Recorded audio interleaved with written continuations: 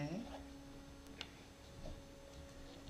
All right, it is Monday, December 16th, 2024, and I call this Elizabeth School District Board of Education business meeting to order at 6 p.m. Can I get a roll call? Director Booth will be late, but will be here. Director Callahan? Here. Director Olson? Here. Director Powell? Here. And Director Waller is absent. Okay, let's stand for the Pledge of Allegiance.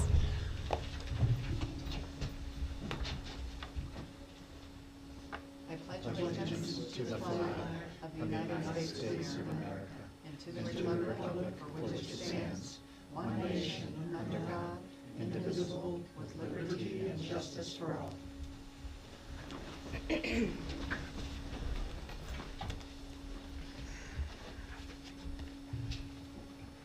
Okay, I move that the board approve the agenda for the business session meeting of December 16th as presented.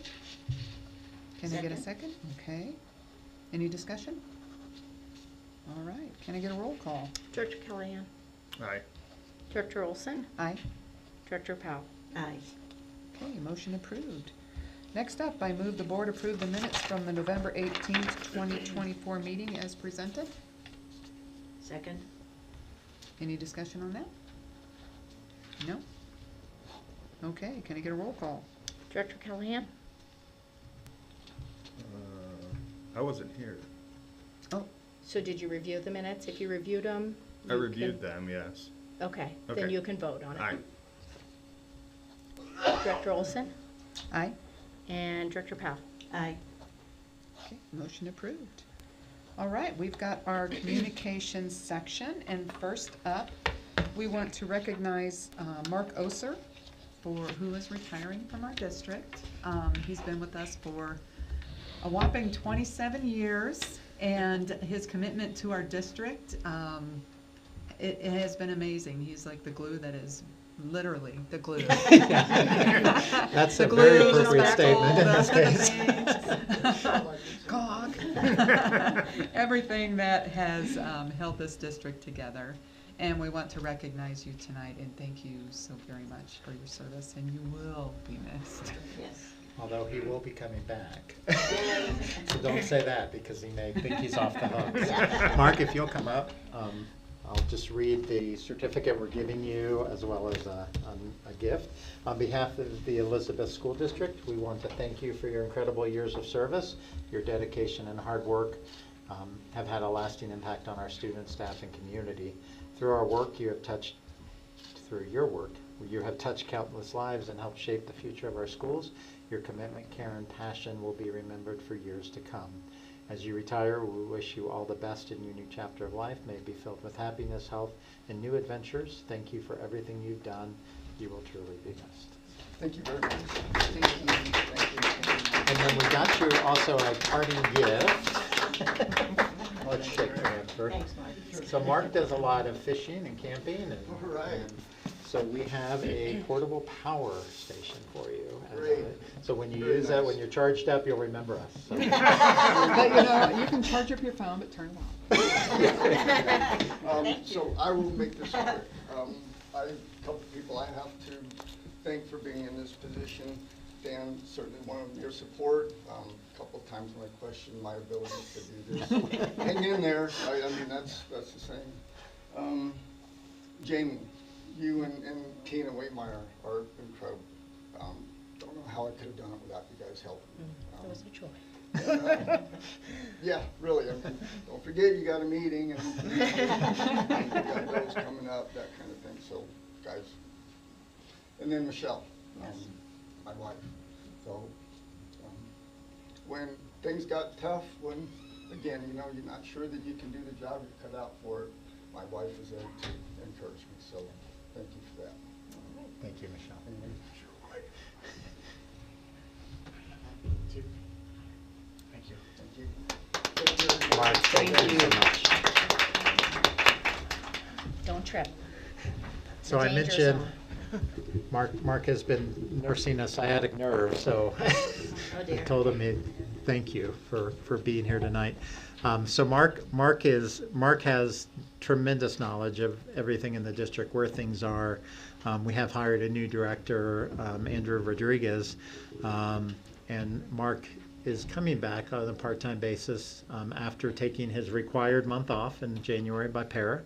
And so we look forward to having Mark back as much as Michelle will loan him to us. So it'll be up to Michelle. But we're hoping for 3 days a week is what we've kind of bargained. So anyways, Mark, thank you so much. I'll be here. Yeah. Thank you. Thank you. Thank you. Thanks. Thank All you. right.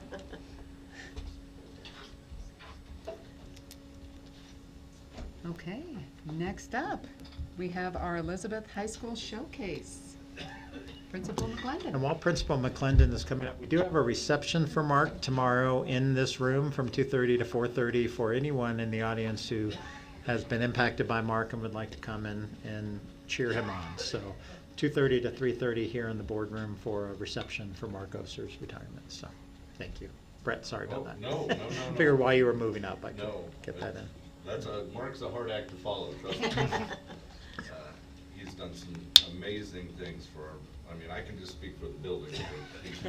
Absolutely. He's been a gem, for Yeah. sure. So I'll make this quick. I know you guys have a packed agenda this evening. I did remember my reading glasses this time. I remember last time struggling. It's finals week as we get ready to head to break, so kids and staff are a little bit stressed right now, but we'll get through finals. They start tomorrow, end on Friday, and then the semester is over and off we go and come back on January 6th. And it is a blessing to be at Elizabeth High School. We have amazing staff, we have amazing kids and amazing parents. If you go back to the football game roughly a month ago, parents out shoveling the stands, parents volunteering to clear the field. That you don't get that everywhere, and so I feel incredibly blessed to be here. I do want to talk about a couple of new positions we have, and then just some general how are things going in the building.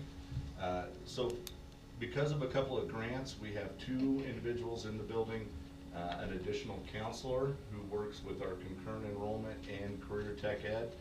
He's been with us part-time this semester, goes full-time second semester, really bolstering our ability to help kids go to the next level, whatever that is, college, career, it doesn't matter.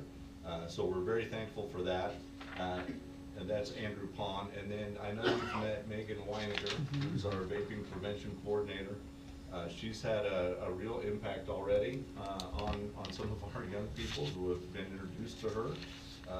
The parents and kids have been very receptive when we've talked to them about vaping and the potential hazards of that. Megan's doing some great things, doing some training with our staff as well. So we're very thankful to have those positions and thankful for the grants that got them that.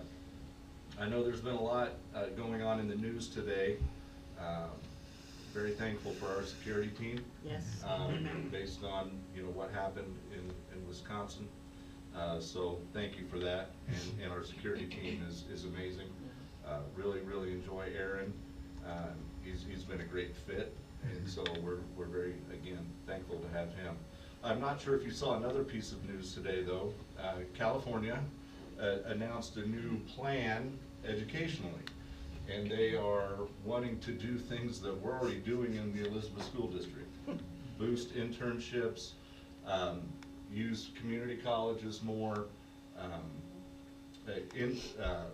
certifications and things like that, stuff we're already doing. Yay. So I kind of feel like we're ahead of the curve when a lot of people are looking at how do we ensure that our students get good paying jobs when they finally do go out into the real world, and we're there. Well, we're not there, but we're really making progress. Last year we earned 262 certificates, bringing in over $206,000 to the school district. We have 211 concurrent enrollments right now in 17 different concurrent enrollment classes that we offer at Elizabeth High School, and those are continuing to expand. We have over 100 kids in internships right now.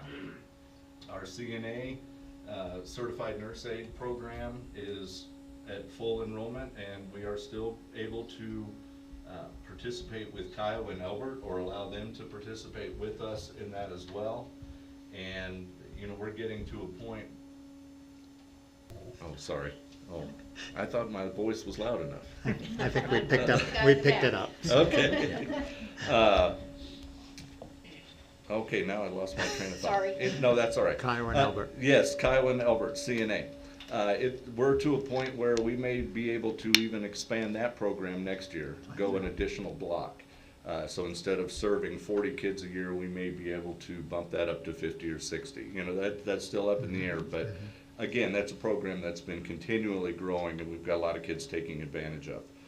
The auto shop, obviously, you know, we're ready for Auto 4 next year. I can't believe that we're already in that situation. Feels like just yesterday we started that program. But the shop is nearing completion. We're gonna get there. We're gonna be in there this soon, and we're really gonna have some opportunities for students looking to expand our welding program. Hopefully next year. That's Recording in progress. That's something that is that's on the agenda, hopefully, to be able to do. And that's one of those, again, another thing where I read an article just recently. You know, there's a lot of talk about job discrepancy or pay discrepancy between the sexes in certain jobs. Welding is like the #1 area where there is no discrepancy. You're a man, you're a woman, you can weld, you're gonna get paid. And so that's something that we're hoping to be able to expand as well. Really, you know, our graduation rate, our attendance rate numbers look very, very good from our SPF from last year, School Performance Framework, which I know Ms. Moore shared with y'all earlier in the fall. Very happy about that. And the last thing that I really want to talk about is a change that I feel has been really beneficial. We've made some changes to our homeroom this year. Homeroom in the past was all based on grades, so a homeroom had either all seniors or juniors, so on and so forth.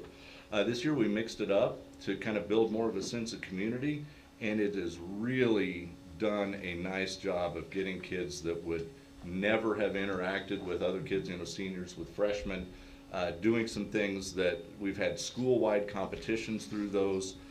We've just seen a real tremendous growth in community because of that effort. And John Everhart and a group of our staff really worked to put that together, and it's making a real difference, and I'm very excited for that. Lastly, for me, I hope that you were able to catch some of our plays and concerts that we had, or come to the community Thanksgiving, which was put on by our alternative program. John, again, and Lori Horton spearheading that. It's been, we've had a really good semester, but for those 3 days we missed in November. But aside from that, things are moving right along. Looking forward to getting students enrolled in January, February, and then just keeping what we're doing expanding so that we keep giving kids opportunities. And I couldn't be prouder of where we are as a building and as a district. And we couldn't do it without the help of you guys. We couldn't do it without the help of Ms. Runyon over at the middle school, really kind of building a cohesive team. So that's all from me. That's great. That's exciting. It- A lot of exciting things going on. Yes, ma'am. That's kind of cool that you talked about, you know, kind of coordinating with the middle school so that, because, you know, they're coming right up. It can't be a cutoff and then here you go, hand off and now we're done. Absolutely. It's great that there's this collaboration, so to speak. It's been very beneficial. I think the kids will really start to reap the benefits of that, not only this year, but as we move forward, it's just gonna get stronger. Great. Well, Brett, let me just thank you for your leadership and your team. Obviously, great things are happening, and it takes leadership to get there. So thank you so much for all you're continuing to do. We're excited about the expanding career and technical ed options, and you know, construction trades as soon as we can get space. I think Brett's been held back now for 1.5 years, so hopefully that's coming in the near future. I think that's I think our next hope is construction Yes. trades Yes. to expand so that we can produce some skilled labor for our community that's rapidly expanding. So Absolutely. just Thank again, you. thank you for your leadership. Absolutely. Love it. Perfect. Thank you. All right, thank you. You guys have a good night. Thank you, you too.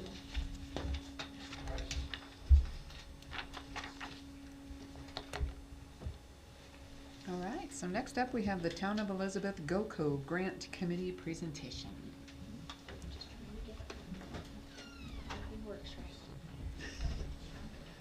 It's coming on, it's coming on. Lights on. It's flashing. Okay. Yeah, I can see it flashing.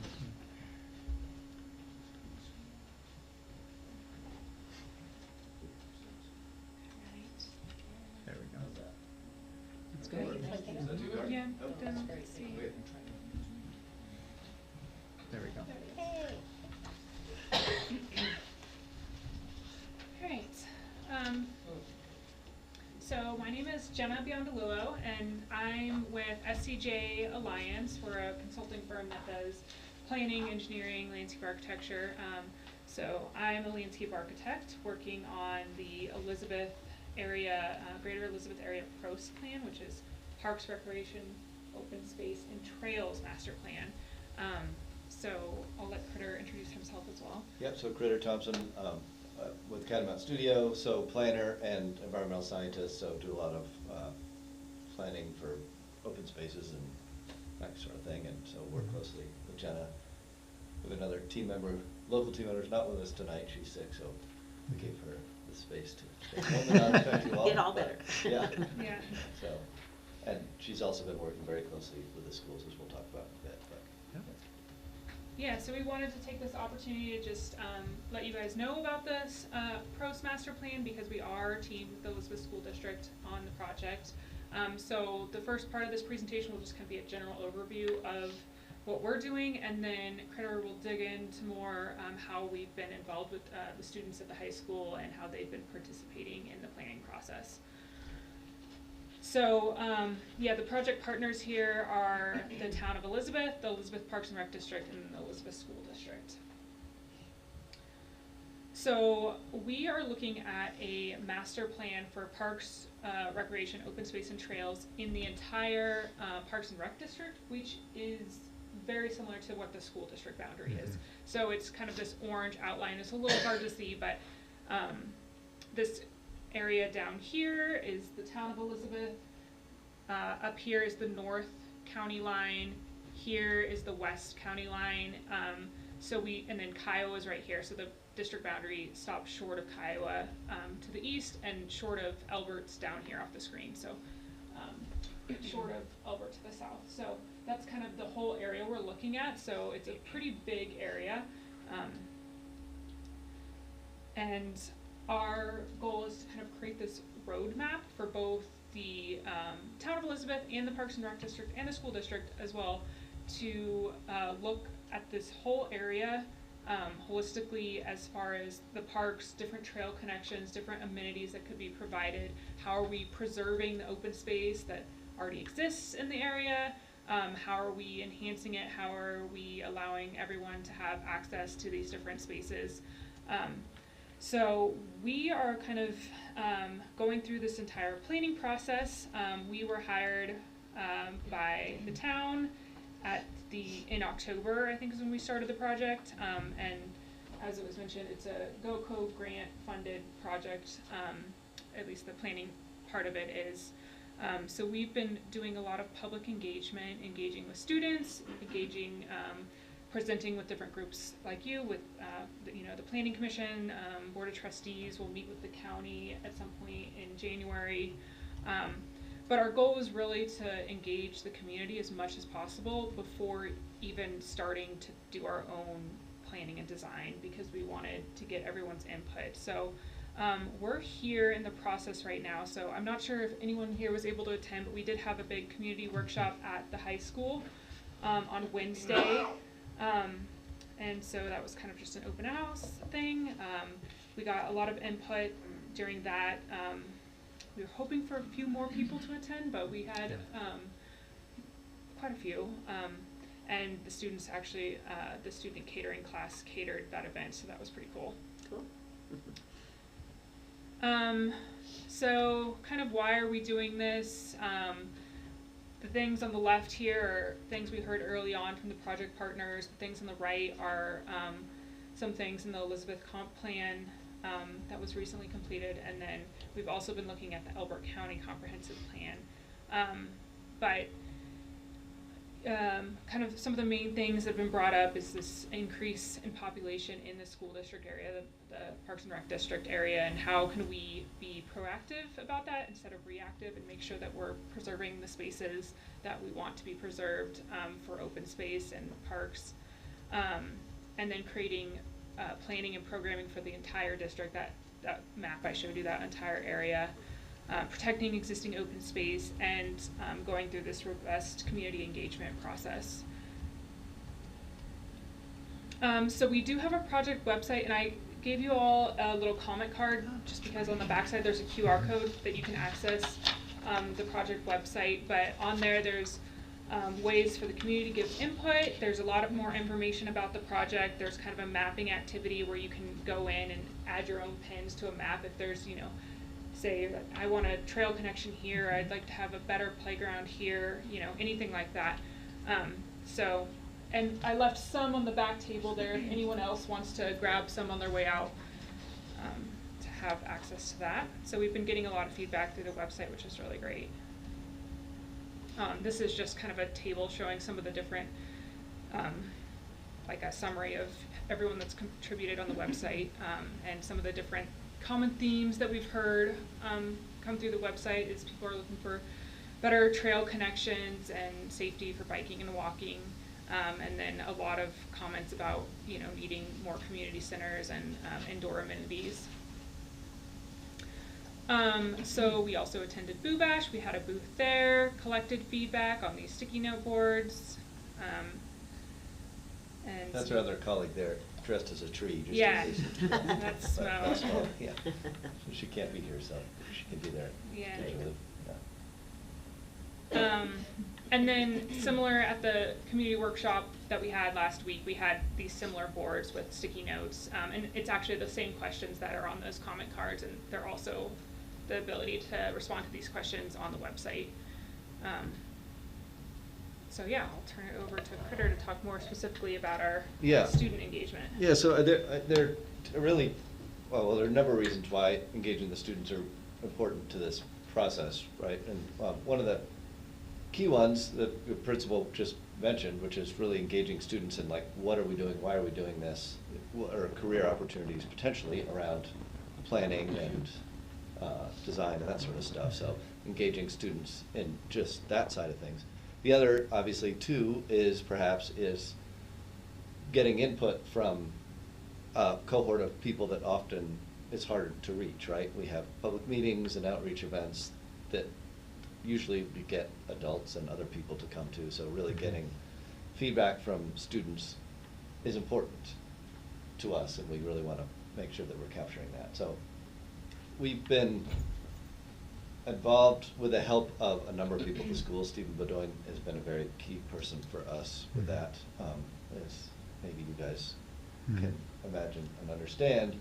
But some of the core ways we've been involved so far are STUCO, the Student Council, we've been working with quite a bit now, and we have a committee within STUCO who have been, they came actually, well, we started, and over here is kind of a board of some of the early ideas. With our first gathering, we met with the entire STUCO group and did an exercise, which was, we did a kind of a different version of it, a more 3D version of it at the workshop, so maybe some of you saw it, but we had an exercise where we first talked quite about what we were doing and what planning is and what this project was. Then we did a kind of imagine your perfect outdoor park or recreation area, and they formed into groups and created drawings, which that was kind of fun. And we also got a bunch of feedback then. And then after that, this committee formed, which we've been meeting with pretty regularly. And they most of that group came to the workshop, created their own trifold, and sat at that table to help talk with the community members who showed up, things like that, and also supported the other stations that we had there too. So they've been really involved. Smo and I came, we were originally planning on coming, we had that day we were supposed to come was one of the days that those 3 days that School was canceled because of snow, so we kind of had to reconfigure things, but we came down for a day, met with Stuco again, lectured during an environmental science, one of the ecology class days, which was super fun, and they also presented back to us. So part of the plan for that was that students create their own groups about species specific and presented to us about potential habitat challenges with what development change and things like that to us, which is really great. And then select group of freshman geography students, which we talked to them kind of back and forth, and then had an exercise, which was an online mapping exercise, which asked questions about growth, where they live, where they like to go to recreate, to go to parks, things like that, and what things they might like to do. And we sort of trained them in how to use this online mapping exercise, which they then took to their homerooms to train those students. And all that information we were then able to capture and we're using now for our report, which is really great. And then, as Jenna mentioned, the catering class catered the event on Wednesday, which is great. So, this is a little bit of some of the information we've gathered so far. As you can see, most of this comes from the original Stuco gathering, some of the stuff that maybe we captured you've seen earlier before from Boo Bash, but a lot of things relate to sports, so rec centers, pools, that comes up a lot. Places where students can go after school that isn't the Walmart or the Safeway, those sorts of things. Pickleball, again, that's come up quite a bit too. So, and then this is an example of the environmental science, ecology trifolds that were made that they shared with us in that ongoing conversation about how development may influence different species habitat and how we can think about that in that larger conversation of planning. I'm glad you're thinking of that. That's good. And this is just to give you an example too of the questions that go into the online mapping tool that the freshman geography students are teaching their homeroom to capture more information for us. And look at all that food. Yeah. It was really incredible, the kind of food that they were able to create. So, and that doesn't show the other side, which is covered with cookies and cupcakes. They were very good. They were so good. Yeah. So, and we're gonna just keep doing this because it's been really wonderful experience for us.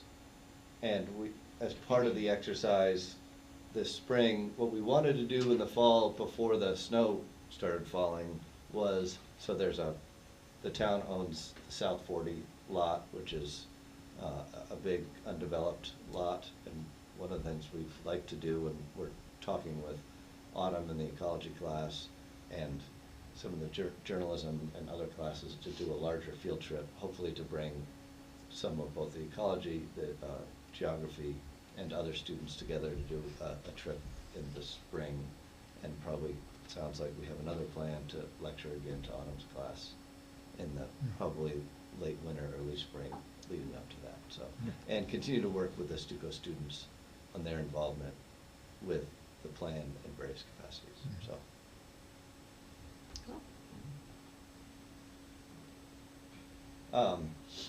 And these are just some of the ideas of the way that when the plan is actually put together, you know, again, for us, one of the really important things is that this isn't just a plan that lives on the shelf, right? So having students really engaged in what's happening, what goes into the plan, gives it life ongoing.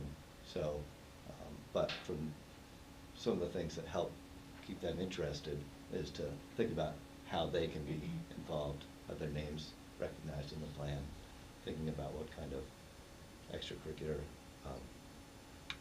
certificates or something like that they can get through this. So.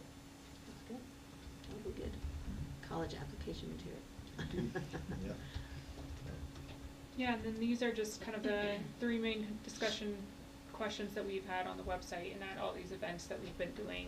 So mostly just looking for input on how are you currently using the parks around town, what would encourage you to use them more, their specific, facilities or amenities, and then what are some good example parks that you love to visit. So I think that's the end of our presentation. If there were any questions or just general input or thoughts about the PROS plan or the student involvement.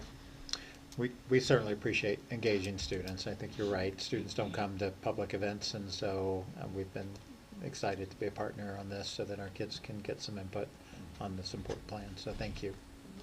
Yeah, just to say too that the level of engagement with some of the Stuco students has been pretty remarkable. Yeah. It's fun to work with them, so. Yeah. Got some great kids. Yeah. We do. Yeah. Yeah, we do. Thank you very much. Yeah. I love the fact that they're involved, and it's kind of they get a say. They get to give their input, because hopefully when they graduate they decide to continue to live in Elizabeth. So Yeah. Yes. That's our hope. Exactly. Mhm. And maybe become planners. Yeah. Yes. And they can say, hey, I was a part of that. Real life That, practical experience. That's right, yeah. Yeah. Knowing if that's where they want to go. So that's great. Good. Yeah, that's wonderful. Thank Thank you so you. much. Thank you so much. We really Thanks. appreciate you coming Yeah, tonight. So. thank you. Thanks for letting us share. Yeah. Thank you.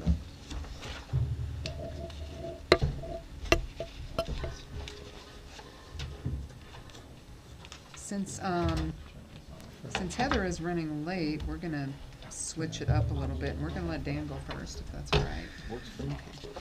Okay, just a couple of things I'd like to start off with. First, we want to congratulate our staff and students who have done a variety of programs in the last month.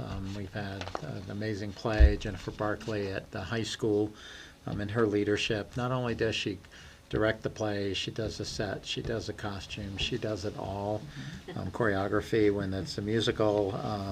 So want to recognize Jennifer Barkley. We've had amazing concerts at both the middle and high school combined. Carson Powell, who is our band director at the high school, David Gottschild, who is band director at the middle school, Melanie Kallmeyer, who not only did a play at the middle school last week, or week before last, and then Melanie is also our choir director. So Melanie, you picture all those hats stacked on her head. She is both at the middle and the high school. She's one of our first staff that we piloted sharing so that we could build programs over time. Melanie just does an amazing job, so definitely want to congratulate her and obviously her students who participated in her recent performances. I wasn't able to get to all of them this year, but there are many opportunities coming up for the spring. Auto shop update. Bill King is here from our foundation. We got another donation. We decided tonight, since it's kind of a long meeting, that we would bring that new donation forward next month. But we also want to recognize all of the other donors.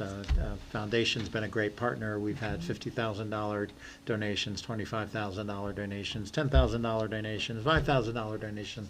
And so in January, when we officially accept, although I think we already have the money, we'll officially accept a new check from the Conservative Breakfast Club.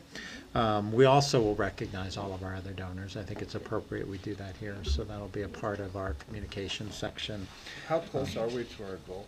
We are right now at 230. So we've pledged 243,000 Yeah, yeah. And we've collected 180. One of our $50,000 donations. Students are actually helping provide some signage as a result of that donation, and so it's kind of a pay for performance and a donation. So again, construction is underway. Greenhouse Builders, who we've selected to finish the project, is actively engaged. We've had power service pulled to the building. Currently, they're working on getting power into the building and all of the other things that have to happen. We hope lifts will be installed in the next week. Floors were sealed over the weekend. And so progress is happening. It's exciting. We're still hopeful that we'll get occupancy this year. Okay, so we're looking this year? As Yeah, in this school year. calendar? This Okay, school year. School year. Yeah, okay. this school year. Yeah, yeah. So all of our equipment that was donated is now out of the weather. So we certainly are using the building and the overhang for storage of things that have been left out in the weather for a year longer than we expected it to be. So, so yeah, we're working as fast as we can. It's unfortunately a process, but progress is moving and money is not the object right now. So it's just getting the work done. Our License Compensation Committee has continued to do their work. We met this afternoon talking about our retirement track. If you remember, our retirement track had a set dollar amount as people who moved into retirement track would jump to a salary of 83, 84, 85, or 86,000 over the 4 years they'd be eligible. Just looking long term at the sustainability and wanting to make sure that becomes a benefit available to many and not few, because if financially it becomes a strain, we're going to have to limit how many we could approve. Our committee has recommended a change in the salary scale and how people would progress with that retirement track. Currently, PARA, the retirement system, only recognizes an 8% increase in salary. So even if you make a 20% increase, they're only going to credit you 8% on your retirement. And the retirement track is about allowing employees who are dedicated, hardworking employees that we wake up in the middle of the night with that cold sweat of, oh my God, I just had a dream someone retired. It hopefully keeps them here a little longer. And obviously retirement is a benefit. So we will be bringing to you at the January meeting a recommendation from the License Compensation Committee to adjust that scale to people who move into retirement track will get an 8% increase each year.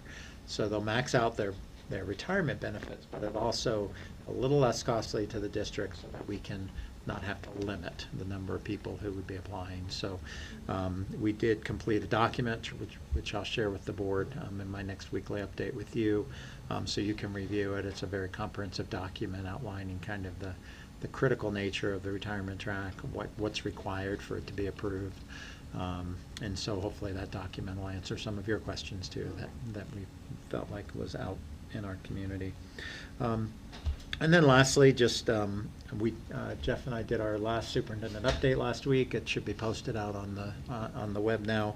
But obviously we're approaching a great break and a holiday season. Just on behalf of all of us in the district, I want to wish everyone a Merry Christmas, a Happy New Year, and Happy Holidays, and everything else people might celebrate during this time period. So our district offices are open on Monday, the 23rd, and then on Thursday and Friday, the 2nd and 3rd.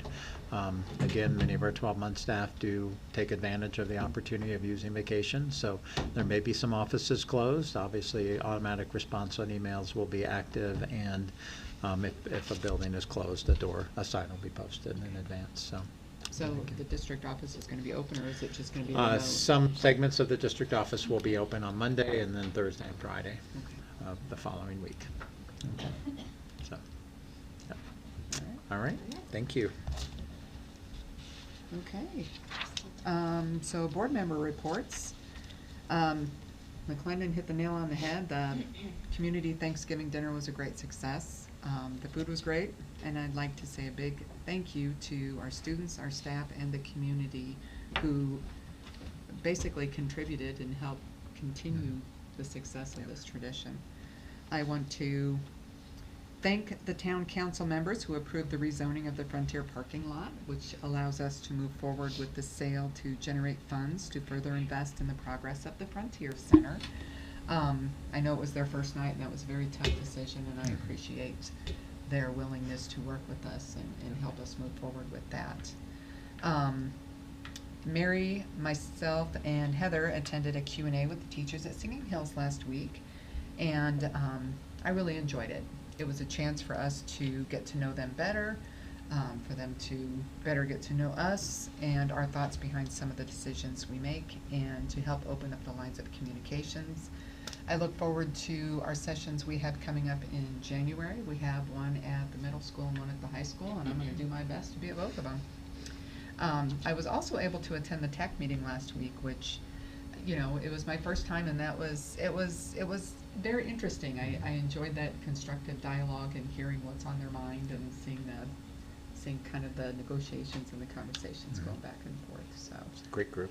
Yeah, it is, it really is. So, that's right. Gotta catch your breath. I'll go. We had a FAC meeting last Tuesday. Met with Rebecca, reviewed a draft of the audited financial statements, discussed setting of the mill levy, and then I think Rebecca's going to cover later tonight a budgeting software that she's looking at called ClearGov that will help give some additional transparency to us and to the community. Cool. Well, I just wanted to say that I was struck by all of these presentations, by Brett's presentation and the GOCO people and all of that, to realize, you know, this school district has amazing opportunities for our students. We've got music, theater, we've got the concurrent enrollment that we've got the kids available to them, the CNA program, the auto shop program, the welding that we're working through, the future plans for like construction and hopefully coming up, the internships that we have. And then this GOCO thing was kind of cool to hear about the kids getting really involved in that. I mean, these are opportunities for these kids to really, you know, to look ahead to their future and see what some possibilities are and to get some real life experience in some of them. And honestly, I've known it, but you hear it all together kind of consolidated tonight. I just wanted to point this out so that people need to realize that we are an amazing school district. Go ESD. And I'm just very proud of the school district and all the opportunities we give to our students. So I just want to say that. And then I also wanted to, Bill is the president of our Elizabeth Education Foundation, and we have another fundraiser tomorrow. We have Panda Express restaurant down in Parker from 10 a.m. to 10 p.m. Go down and have some lunch or have some dinner and mention Elizabeth Education Foundation. Or I don't think that they're going to require you to show the little flyer, but anyway, just mention that and they will give a percentage of their sales to Elizabeth Education Foundation, which supports our Elizabeth schools through teacher grants and senior scholarships and the STARS Awards, which are an amazing, amazing thing. So the foundation needs funding for those things, and they are all amazing supports to our school district. So please support that if you can. And first, I'm going to apologize for being late. My 2-hour dentist appointment turned into a 3-hour dentist appointment. So I was happy to leave and hurry and come down here. Anyways, that being said, yes, so many things going on. I guess we haven't been together for a month. And I wanted to mention Mike and myself and Mary had also gone and done a little Q&A at Running Creek Elementary. So it was nice to be able to visit there as well and talk with the staff and teachers. And so that was, I felt really good. Yes. Same as Singing Hills. So that was nice. So anyways, want to take a moment to address the continued harassment that myself and this board, our district, continue to face. I want to be clear, these actions are disruptive, costly, and ultimately harmful to the very students and staff we are here to serve. It is clear that Lisa Beach was unhappy when I called her out for repeatedly harassing me in our district, but her actions, emails, and attacking me during public comment and spreading misleading information on social media are unacceptable and will not be tolerated. One specific example is her insistence that the hate you give should be in our schools. She's constantly talking about this online. It's disgusting how we haven't put it back in the schools. This book, inspired by the Black Lives Matter movement, promotes a narrative that unfairly vilifies police officers. Let me be clear. Teaching our children to hate law enforcement has no place in our schools. If that's a lesson that Miss Beach wants to teach her own children, that is her personal decision. but we will not allow it to influence the values or curriculum in our district. I want to take a moment to recognize the incredible work of our security team. Made up of former military, police officers, and school resource officers from our local police department. These professionals work tirelessly to keep our students and staff safe, and their contributions deserve our respect and gratitude. Let me be clear, I will not support any materials that unfairly targets or disrespects our law enforcement community. We are proud of the strong relationship we have with our local police, who play a critical role in keeping our schools and communities secure. Next, I need to address something that happened last month. Roxanne Aviles publicly called out one of our teachers by name, claiming that she wasn't licensed. Here's the paperwork to prove that she is licensed. Roxanne, you should be ashamed of yourself for making such an unfounded accusation. As a teacher yourself, you should know better. How would you feel if somebody publicly questioned your credentials?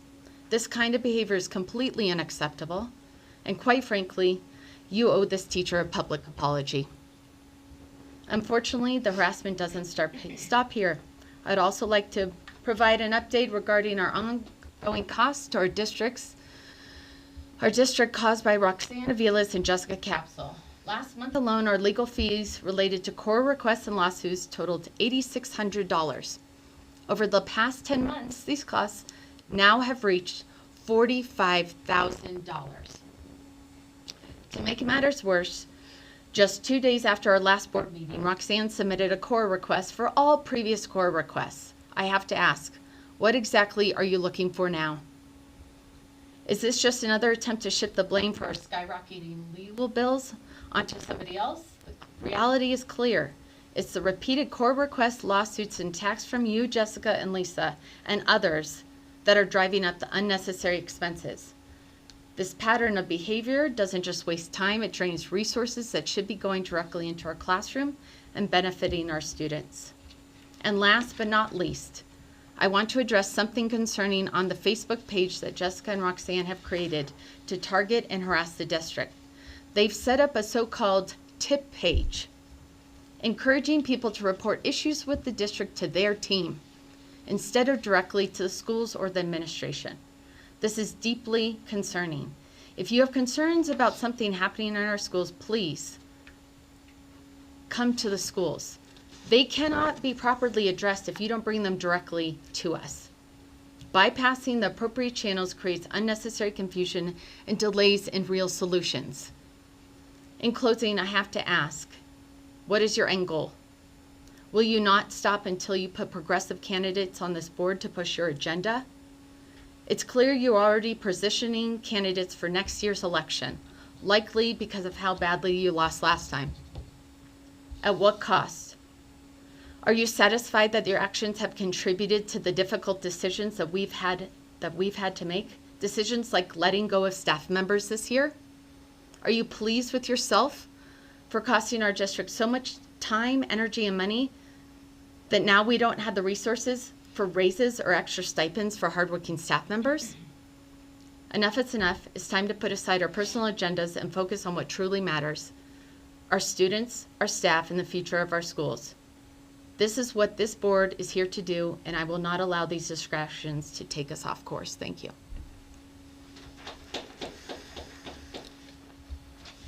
Okay, next up, public comment. Anybody? No one turn anything in? Okay. All right, now on to consent items. I move that the board approve consent items 8.1 through 8.4 as presented. A second. Can I get a roll call, please? Yeah, sorry. Director Booth. Aye. Director Callahan. Aye. Director Olson. Aye. Director Powell. Aye. Director Waller. Oh, it's absent, sorry, my bad. Motion approved. Something threw me off. Okay, next up we have action items, and the first item we have is the superintendent renewal contract clause. So I think the board knows, but just for the public, my contract with the school district does have an auto renewal clause that kicks in every January, February, which if the board does not take action to stop, meaning you would need to pass a motion to say we want to cancel that clause of the contract, my contract renews for another year, and so I am required to either deliver to you certified mail to each of you to your homes, or to post it on a agenda, and so I've chosen that one. So again, just want to alert you to the fact that you have that option in your January, February meeting, should you wish to cancel that. My contract currently is through June of 2026. So I'm currently here through the rest of this year and next year, and if no action is taken, then you will be given the opportunity to sign an extension for a year. So that doesn't change salary, it doesn't change any conditions of my employment other than the term. So just publicly making that, putting that on the record so that you're aware. So, Thank you. okay, thank you. All right, we have Rebecca Brooks here to talk about the mill levy certification. Right. So, you guys should have copies of the mill levy certification worksheet. It's a lot of things that don't really make sense to a lot of people, but if you would like me to, I can present it. But basically, it's just going through the requirements to make sure that we certify our mills for the county and through CDE. As far as how our mills go, this is basically how much property tax that we are allowed to pull from the taxes. We are at state level, we're at 27 mills, which is flat what we're allowed to pull, just from being a school district in the state. Then we have a voter approved mill levy override, which is we have a flat dollar amount override, so it's $1,590,000, and because of that, the amount of mills change every year because you back into the mills based on the dollar amount. So our mill levy percentage has actually gone down this year. It was 31.353 last year. This year it'll be 31.048, but essentially we'll get a little over $12 million from property taxes between the regular property tax and our override. But if you guys don't have any questions, I can let you guys vote on it, and then I'll certify it with the county. I do want to point out that if you notice that on the bottom of the page, to be fully funded based on the School Finance Act, we receive 6.129 mils. That's state share and our share. So 27 mils is what we collect for the general school collection. We receive the balance of the 61 from the state. So we are funded at a greater percentage from the state equalization than we are from local property taxes. So I will just point this out, as this has been the challenge in Colorado with school funding. It used to be that local property taxes supported 60 to 70% of school district operation, and state was 30.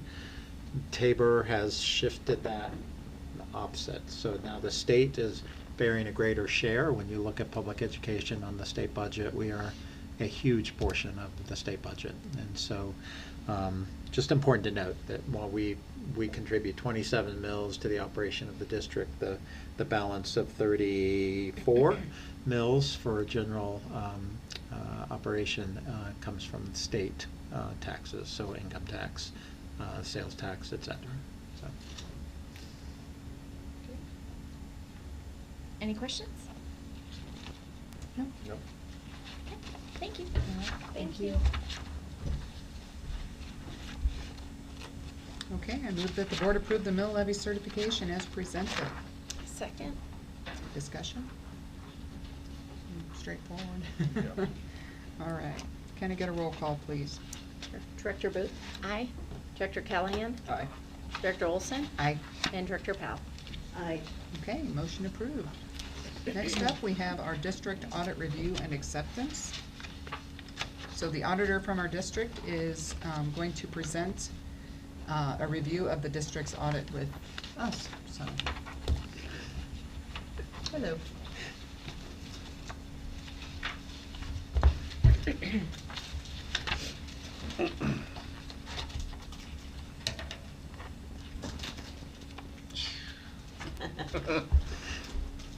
My legs are not that long, and neither is my presentation.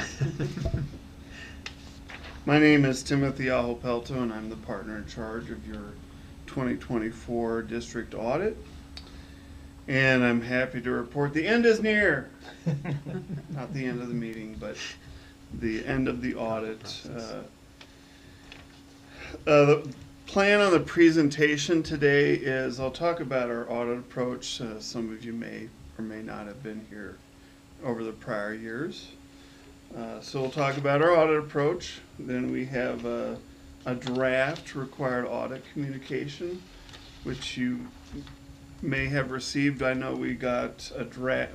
Our team worked hard to get an updated draft to Rebecca about between 4 and 4:30 this afternoon.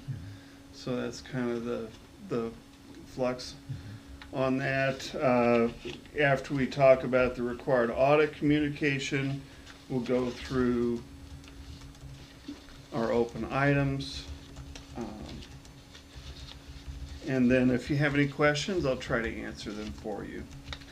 Our audit approach involves 3 phases. We start with planning, of course, and then we move into testing, and we end up with reporting. Planning involves updating our understanding of the district's operations and internal controls. Based on our planning work, we develop an audit approach. We are focused on a risk-based audit, so those items like pension and OPEB and revenue recognition, those are the types of items that we develop an audit-based, a risk-based audit approach is focusing our efforts on the riskiest areas of your financial statements. Our audit approach includes examination of substantive evidence as well as analytic procedures. Analytic procedures are basically a comparison of your actual results with what we expect on certain audit transactions and balances. Based on our audit procedures, we develop a report, and we're happy to report that you have a unmodified report on your financial statements, and we expect to have an unmodified or clean report on your single audit. That's our approach. Next is going through our required audit communication. We like to highlight some of the discussion matters in that letter that's required by auditing standards. First thing we address is our responsibility as auditors is to obtain a reasonable assurance about whether the district's financial statements are free of material misstatement. Another item we like to discuss is independence. We're happy to report that we were compliant with ethical requirements regarding independence, which is basically we have no conflicts of interest regarding the district's financial results or the outcome of the audit. We talk about corrected and uncorrected misstatements. We do have one uncorrected financial statement adjustment relating to grant revenues that we're happy to report there were no corrected adjustments. Rebecca's done a fantastic job as a successor to the prior finance director. We're happy to report there were no disagreements with management over the either accounting principles or the nature and extent of our audit testing. We encountered no difficulties in performing our audit procedures, and we're happy to report there were no consultations with other accountants regarding audit or accounting matters. That being said, we do have a couple of items, open items with regards to wrapping up. We did get the MD&A, and I think we have a couple of cleanup items on the financial statements. So we'll try and get my goal is to make sure that Rebecca has the final financial statements for the district, hopefully by the end of Thursday, Friday's time frame, because I know everyone's looking forward to getting done, wrapped up, and having a happy holiday break off. The only other thing is we do have some cleanup with regards to the single audit, and once we release the financial statements with their single audit opinions and reports, then we would go in and submit the single audit to the Federal Audit Clearinghouse. That's usually within 30 days of the release of the compliance report. We do try to have our staff turn that around within a shorter time frame. If you exceed your 30-day, and it's 30 calendar days, not 30 business days. So if you exceed that, then it creates right now, my understanding is that you're a low-risk auditee. That basically means you test 20% of your programs. If some districts don't meet their 30-day filing requirement with the Federal Clearinghouse, and they get that testing percentage bumped up to 40%. Any questions thus far? I apologize, I was not able to get to last Thursday's Finance Committee meeting, but I had a prior medical commitment. So, any questions so far? I know that's a lot of information in a short amount of time, so. So we don't have the final audit here tonight? Not tonight, but we're really kind of pushing hard to get it. Right. I would expect I would finish up my work tomorrow, and then. We don't? Last year, you guys approved the draft as well, a separate draft. Okay. It's pretty common because we have up until the very end of the calendar year to submit to the CD pipeline. Mhm. So, it's pretty common that you guys have a draft for the December meeting. Okay. This. So close. Like I said, the end is near. Yes. Any other questions? Once we have the final copy, we will send that to you, obviously, for your review. I think that the key is, right now, there's no findings, unmodified opinion, which is what everyone hopes for, obviously. They want to make sure that there's no. And sometimes there's a little bit of cleanup and tweaking, fine tuning in the financial statements themselves. So, I guess maybe I missed it, but why wouldn't we wait to approve until we have the final? Why would we do a draft? Is there a deadline? So you'd have to come back together as a board before the end of December. Okay. And so it's Okay. pretty common that districts will, again, obviously, if there were findings that surface, we would pull you back together, because obviously you would be approving an audit that isn't unmodified. Right now, it's the overall aspect of, we have an unmodified opinion, which means that the audit is clear of any discrepancies.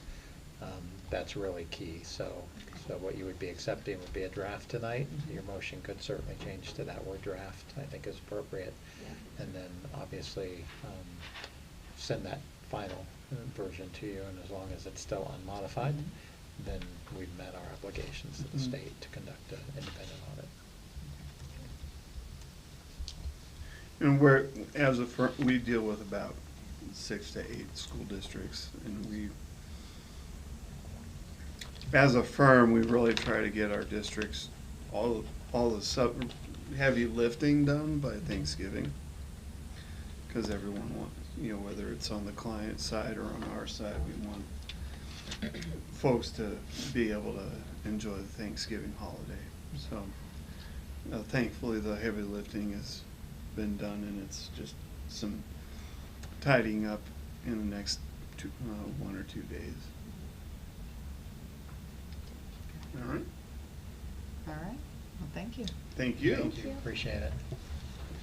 So again, you certainly have the ability to come back together if you prefer to do that Friday. We could do so on the Zoom meeting, or you could approve the draft audit and we would submit, providing there's no changes ultimately to the ultimate opinion.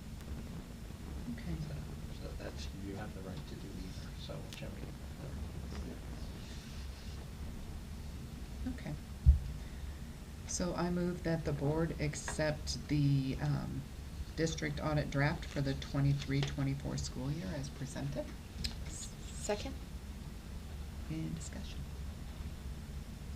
All right. Can I get a roll call? Director Booth. Aye.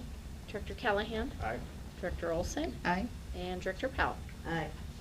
Great job, Rebecca. Thank you. And now just bear with me, I gotta let someone in, he's doing his presentation via Zoom. Projector on. Interesting. And Probably saw Rebecca Brooks meeting. It does feel like it's the Rebecca Brooks meeting. I think I'm on the next two. Yeah. Yeah. Okay. You just settle in. I might as well. And I think we've got, I'm co-presenting this next one. Is Kyle on? He's on, I'm just working on getting it switched and. Perfect. So you guys can hear him. Okay, perfect. Does that turn on? I'll get that on while you do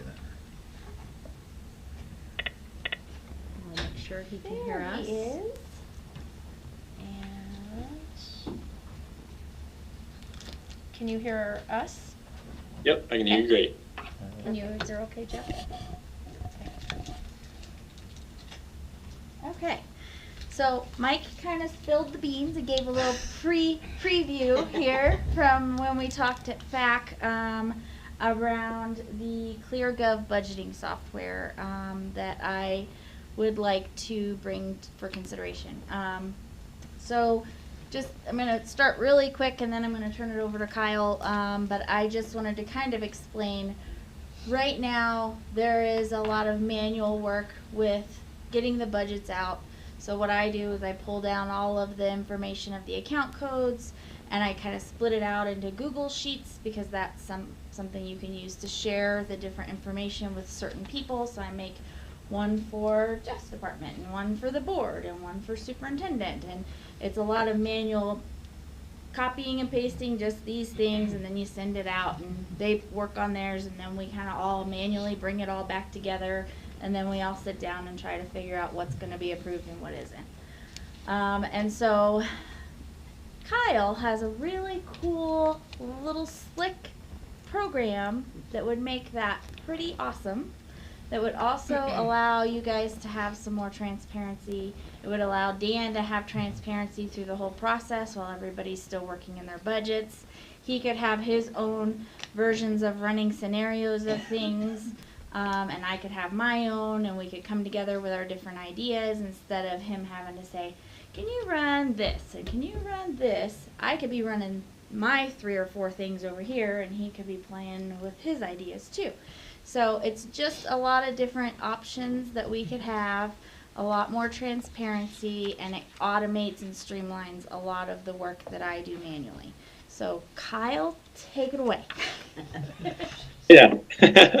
Well, am I up on screen with the slides right now? Yep. You are, yep. Yes. Okay. So just let me know which slide I'm on, and I will, So because I cannot see it from my Yeah, screen. Kyle, you need to share your screen. Are you gonna share your own slides? Oh, I can share. Okay, I thought you were going to share. Okay, perfect. If you can, that way you'll control as you want to move them. Awesome. Okay, great. Well, let me know if you can see this. Yep. We can. Awesome. Awesome. All right, well, thank you, Rebecca, and thank you to the board at Elizabeth School District. I really appreciate you, your time, and yeah, so I think my goal today, I'm just going to walk you through a couple slides of give you some context on ClearGov, the trends that we're seeing within Colorado and across the country, and how ClearGov can address some of the challenges you just heard from Rebecca. Please feel free to ask any questions along the way. I want to make this as interactive as possible. Just make sure, I'll leave a couple minutes at the end of my presentation if there are questions before we wrap up. First things first, though, ClearGov, we're a cloud-based solutions company. We work as a complement to your accounting system. Our mission is to work with school districts to provide Rebecca and the board and the superintendent with tools to increase collaboration, efficiency, and transparency. We're partnered up with ASBO as an affinity partner with them. You probably know Rebecca is on the CASBO board. So aligning our product with the needs of school business officials, really, I know there's a lot of nuance with school finance, and we really meet those standards. And you're in good company, right? You are among, or could be among, a lot of different neighbors of people that are currently using our solutions, right? We have over 15 to 50 different municipalities and school districts that use ClearGov in Colorado. As Rebecca mentioned, right, the current budgeting process that she goes through, having to download all these Excel sheets or from Skyward into Excel, sending those out to different department heads. It's a lot of tedious, manual, time-consuming effort that goes into the budget, right? ClearGov saw these challenges that many school districts are facing right now, and we knew that modernization was really a must for government finance. And we do that with 7 products. However, Rebecca and I have gone together and we really nailed down the 3 products that are going to hit on the biggest priorities for Elizabeth School District. And that's the personnel, the operational, and our digital financial reporting. Just to give you just a snippet on each of them, personnel will easily allow you to, model different scenarios like COLA adjustments, account for salaries, benefits, really good for union negotiations, right? Our operational budgeting module, you can gather, consolidate, review budget requests from different departments, but department heads all in one place. I know time is short, so I won't dive into a demo unless you ask, but, picture this. Instead of Rebecca emailing spreadsheets back and forth between principals, department heads, they can enter them directly within our system. She can review them, look at any comments, attachments, notes, and actually have this communication with that department head, right? And then that digital financial reporting piece is going to make it very easy for you to create that annual financial report to share with the board and the community, providing a deeper level of transparency and an easier way to share that information. Our pricing for ClearGov, we're a mission-driven organization. So me and Rebecca aligned to the 3 modules that came out to a one-time setup fee of $2,000 with an annual fee of $17,925. I think this really just shows Rebecca's way of being frugal and fiscally responsible, because this is essentially a wash on her budget. And I know that, implementing a new system is definitely a careful decision. However, modernizing your budgeting process pays dividends, increases efficiency, reduces errors, and improves transparency for Elizabeth School District. And Kyle, really quick, the way that this is a wash for my budget is because we had split the implementation fee in my budget for Skyward into 3 parts. And so this year was the final payment of that. So this would go into effect for next school year. So it would essentially be repurposing that same allotment that I had in my budget. So it would not be an increase to my budget.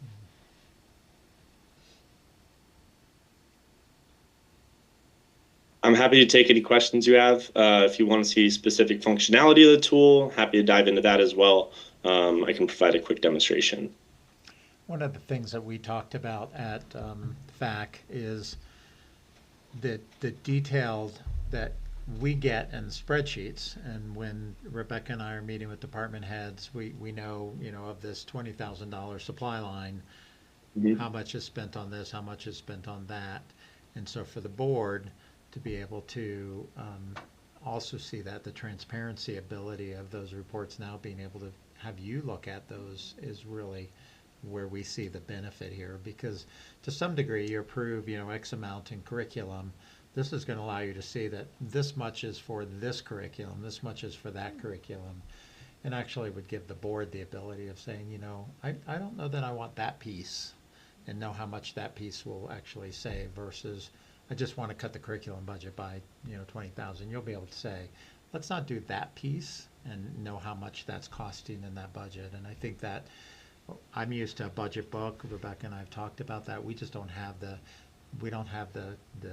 detail right now, and the manual nature of producing a budget book. I think this will give us that ability to be able to say, here's a maintenance department, and here's what constitutes their budget. And I think that's something that we hope to build more transparency with our community, which I think is important. And the budget book piece is not one that I have purchased or opted to purchase here. That would be something that we would probably want to add later down the line if that is something that's important to you guys. Yeah. So I wanted to make sure that was clear. The detail's there. It's just Yeah. not the piece to produce it, but Okay. but you'll be able to So see the the details. detail of here's what's included in that chunk of money that we're requesting for this department. And I think, again, for you to be able to know that that money's being spent in the manner you desire, I think is really the pro that will come. You guys get a really high level version of the budget. So like within each chunk of what you guys see on that very summarized version, there's probably 20 to 100 account codes within each section there. And so even within each account code, you can expand it down to the detail of the line item of what's been requested. So that's, it kind of is like two layers deep into detail from what you guys see. So we have like read-only access to the software, so we can drill down and see. So Kyle, I don't know what levels of access we have as far as how that is laid out, but do we have something like that? Yep. So Rebecca, whatever amount of access you want to give them, right? Okay. You can have an editor access, a contributor access, or a read-only or reviewer access. Editors will be somebody that is, heading up the budget, doing those adopted, proposed, and really working on it each budget cycle. The contributors are going to be people more like building principals and department heads. And then reviewers, we typically see those to be board members, superintendents, that can come in, see the budget, but cannot make any edits to it. Okay. But can direct the edits be made. Yes. Yeah. So is that a static price, or is it like bundled by user accounts? So we don't we don't charge by the seat. It's what you see on that pricing is unlimited seats. We're very transparent on pricing. It's a one-time setup fee and an annual. Okay. And then maintenance and support included with that? That is Yep. included with that. It will probably go up each year, percentage base, but yeah. Okay. Well, I like the idea of the greater transparency. I want to say that I think over these last couple of years, Rebecca, you and Dan have done an amazing job at putting a lot of transparency into our budget, and I really appreciate that more than has been ever done, I think, before on our budget. So the way you split out funds and all of that stuff, I love that when you did that.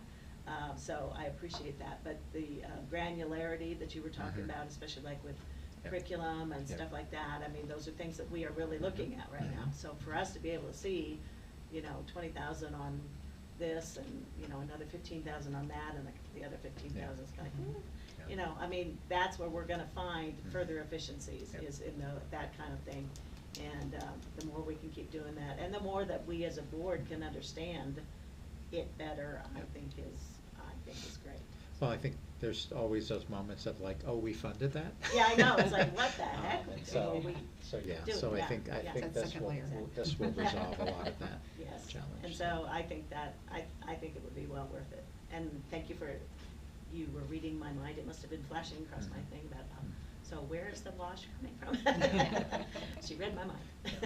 I covered this a little differently when I was in the FAC meeting, but we thought maybe a high-level overview. But if you guys want to see anything, Kyle is prepared to show you guys anything that you might want to see. have any other questions for Kyle or for Rebecca? So this is lower than the threshold that requires board approval. Obviously, it will be in the budget and the granularity. Well, obviously, you'll know that this amount is being spent on this product. But we did feel like it was still something that we wanted to make sure the board was interested in our pursuing. And I think, again, increase. This is, I think I calculated 0.01% of the total spending to create transparency for the district. I think it's a good investment from that standpoint. I agree. I think you said that in Skyward together was like 0.02, so it's really small portion of so our our budget. overall software to manage our financial operation is such a minuscule part of our budget. Well, and if you look at, we're spending money on this, but look at the amount of time that it's going to save you, Yeah. because time is money. Yeah. Absolutely. Yeah. Yeah. True. Yeah. Yeah, Yes. yeah, All that's right. great. Well, plus just, automating Mhm. reduces chance for error. I mean, I Yeah. can imagine that Mhm. if I were cutting and pasting from one to the other, I would likely, lose a couple lines somewhere in the translation. Yep, humans, we make mistakes, so. Now, does it allow for collaboration? Can you be looking at, can you be working and collaborating with someone else on their budget? Yeah, within the so, software? so what you do, what I would do as the main person Mhm. is basically I select this section of account codes Mhm. and I send it off to them, but I would still have access to that and they would have access to that. So we Mhm. could still meet and talk about it, Okay. but they would be given that access to basically build that budget of what is theirs, like their portion of Their the budget. responsibility. And then what would happen is they'd submit that back to me, and then Dan and probably Kim and I and Jamie, we'd all kind of sit down and review those line by line. That's what we've done in the past manually. And then if you guys wanted to have a review time, that would be something we'd just build in. I think we would want to, because of this step, we'd want to provide you that opportunity to see a more detailed version of the budget versus just, we finally got our overall ask and please approve it. So I Yeah, think we'll yeah. want to build some steps in prior. I would think the different departments would really like this as well. I agree, It's gonna make because their it's life easier. very, very manual right now, and And it allows you to track, what you've spent, project tracking, I've got such budgeted for this, and, these are my my charges against that. so the other really cool thing we didn't talk about is that it also, which we don't have a lot of historical data in Mhm. Skyward yet because we're still so new, Mhm. but Kyle, correct me if I'm wrong, but I think it does up to 5 years of historical data, which will help them be like, oh, I spent this much the last 3 Mhm. years, and it helps them not forget to budget for something, right? Because it gives that backup data. Yeah, and which we is can nice. take any more years that you want to, right? So we've seen people do 10 years if they want to exclude those years of the pandemic where things fluctuated a bit and look back to the normals, right? Most of our clients and most of our school districts will include about 3 to 5 years. I like that. I think that's gonna be very, very helpful. We won't see the immediate results until we get some more Skyward historical data, but each year it'll get better, so. All right. Well, thank you. Kyle, thank you so much for joining Yes, us tonight. thank We you. really appreciate your availability. Yeah, yep. Thank you so much for having me. I appreciate it. All right, take care. Thanks. Have All a right. good night. Bye. Thank you, Kyle. Thanks. Yep. Bye-bye. Okay, well, great, thank you. Okay. Thank you for presenting it, appreciate it. Thank you, Rebecca. I like it. Okay. So I'm the next item Yep. too. All So right. should I hang or? Yep. Back to Hang. Rebecca. Yay. Well, do you State guys need to treasurers. take action or are they not? No. Just No, discuss, that one, please. no, because it's Yes, under the thank you. threshold, but I think you have Thank clear guidance that Okay. we're in support. Perfect. All So right. Next up, you get to talk about the interest-free loan resolution. I do. So, I really don't think we're going to need to borrow this year. However, I think it is in our best interest that we go ahead and do a resolution just in case. And I did, I gave you guys the copy of our cash flow worksheet. That's what I work through every year with, RBC. They are the ones that kind of facilitate the interest-free loan program through the state. The only reason that I'm asking you guys to go ahead and do a resolution, even though the spreadsheet does not show that we need to, is because the spreadsheet has not been updated yet with our change in funding. So they projected this out. It's the same one from the beginning of the school year, and then we just got an updated spreadsheet from School Finance Act, or from CDE for School Finance Act, that shows that because they fund us originally based on what they project our student numbers to be, which are always over. So there will be an adjustment in what our actual payments are. They actually start this month, and so I'd really like to see what that looks like with those new numbers once RBC updates it. So that is why I am asking you guys to still approve a resolution in case the need arises, because we have to have this before in for January if we want to participate in the second half of the year. So, but I'm hopeful that we don't need it, and that's because of the way they changed the structure of the payments. I've talked about that at other board meetings too. So they've front-loaded our money so that we get more of it earlier in the year, and then we don't receive any state payments when we typically get our big property tax payments near the end of the year. And that's traditionally why we've had to borrow before. So hopefully we don't need it, but I ask that you guys approve it just in case we do. Okay, So, all right, well, thank you. thank you. Okay. That was easy. So I move the board approve the district's participation in the state treasurer's interest-free loan program. Second. Any further discussion on that one? All right, can I get a roll call? Director Booth. Aye. Director Callahan. Aye. Director Olson. Aye. Director Powell. Aye. Okay, motion approved. Next up, we have the second reading of our new policy, ACA, non-legal name changes for students. And I'll defer probably to Mary and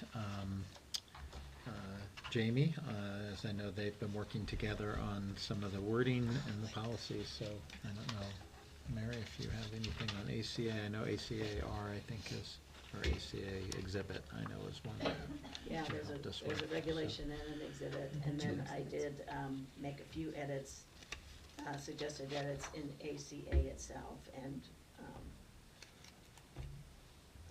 those are highlighted in yellow in the document. So, the ACA has the definition, has defined term of chosen name, and, is defined, as defined in Colorado law, is any name a student requests to be known as that differs from the student's legal name to reflect the student's gender identity. So I wanted to kind of throughout, in the descriptions of things, I wanted to reflect back to that definition very clearly, because it is very limited in scope, and I wanted to be sure that we were maintaining that limitation, because we're not talking about, you know, Samantha being called Sammy or something, you know, we're not talking about that kind of a name change, and so I wanted that to be very clear. So I've kind of inserted that here and there. I inserted the fact that we have, we'll be talking about in a minute, but created a regulation and a form, and we've got kind of two forms, E and E-1, one of which is to ask for the name change, and E-1 is to say I don't want that name change anymore. So we've kind of got two, and we probably need to account for that in the way, in paragraph B here. The other thing that I adjusted in here a little bit, in paragraph A, and it's kind of referred to in paragraph B also. We have set this up so that parents have to sign off on this for their child. But I inserted in here all parents of record, basically, on file.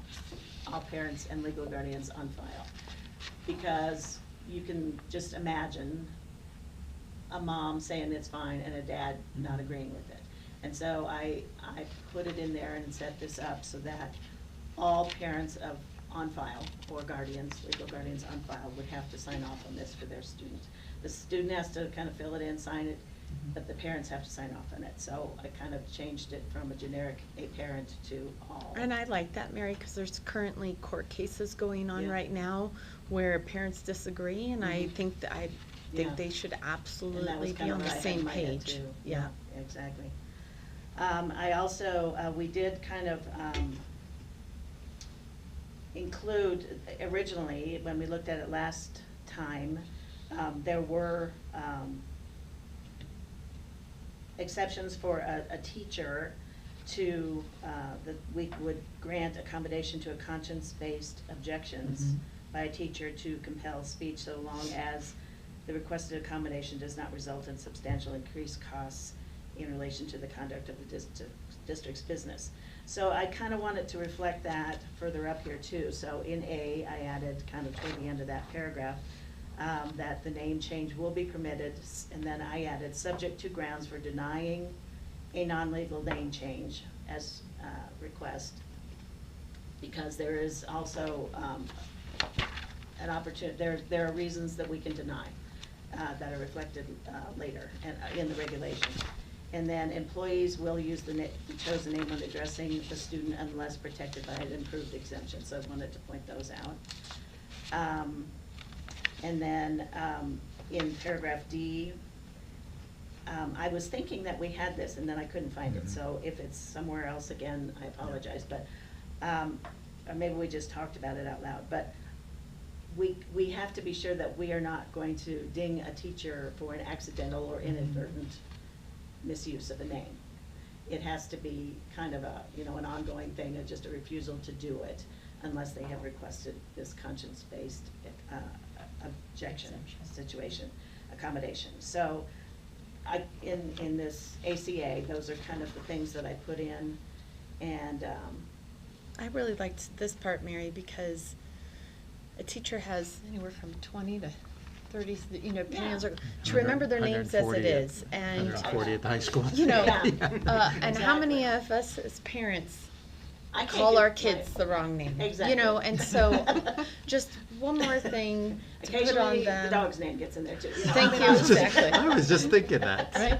But I think know, it's it's like, nice you that can't they do don't it. have to be so concerned. I mean, yes, it'll be nice for them to put an effort towards it, but Yes. that they don't have to be afraid of, Yes, oh my and that's what gosh, I just don't more want stress to on the happen. teachers. They've got enough Yeah. stress without Love worrying it. about, did I say it wrong, Love it. So, anyway, and then, at the top of page 2, I've kind of got the reference to the other grant. This does say the district reserves the right to deny a chosen first name if it is vulgar or offensive, obscene, or is used for misrepresentations. And then once we get to the regulation, you'll see that there are other grounds for denial as well. So I wanted to refer out to that. In the appeal, here's the appeal procedure. So if somebody, if a name change is denied, the principal will advise the parent or guardian that they can appeal this denial by contacting the superintendent. And then I kind of had a question in here, but I believe that Brad replied to this Title IX We thing don't and need said we Title don't need IX that. there. So we can just not worry about the Title IX thing and there's a couple places I think throughout, so we don't need to worry about the Title IX stuff. So the superintendent's decision is final on any appeals. And I will say, Brad said that, because one of my questions was, can you require obtaining consent? And then that brings up the question, do you require consent from both parents or both guardians? Because what if one parent disagrees with the other parent? Like it happens, and so he said that's really, better left delegated to you.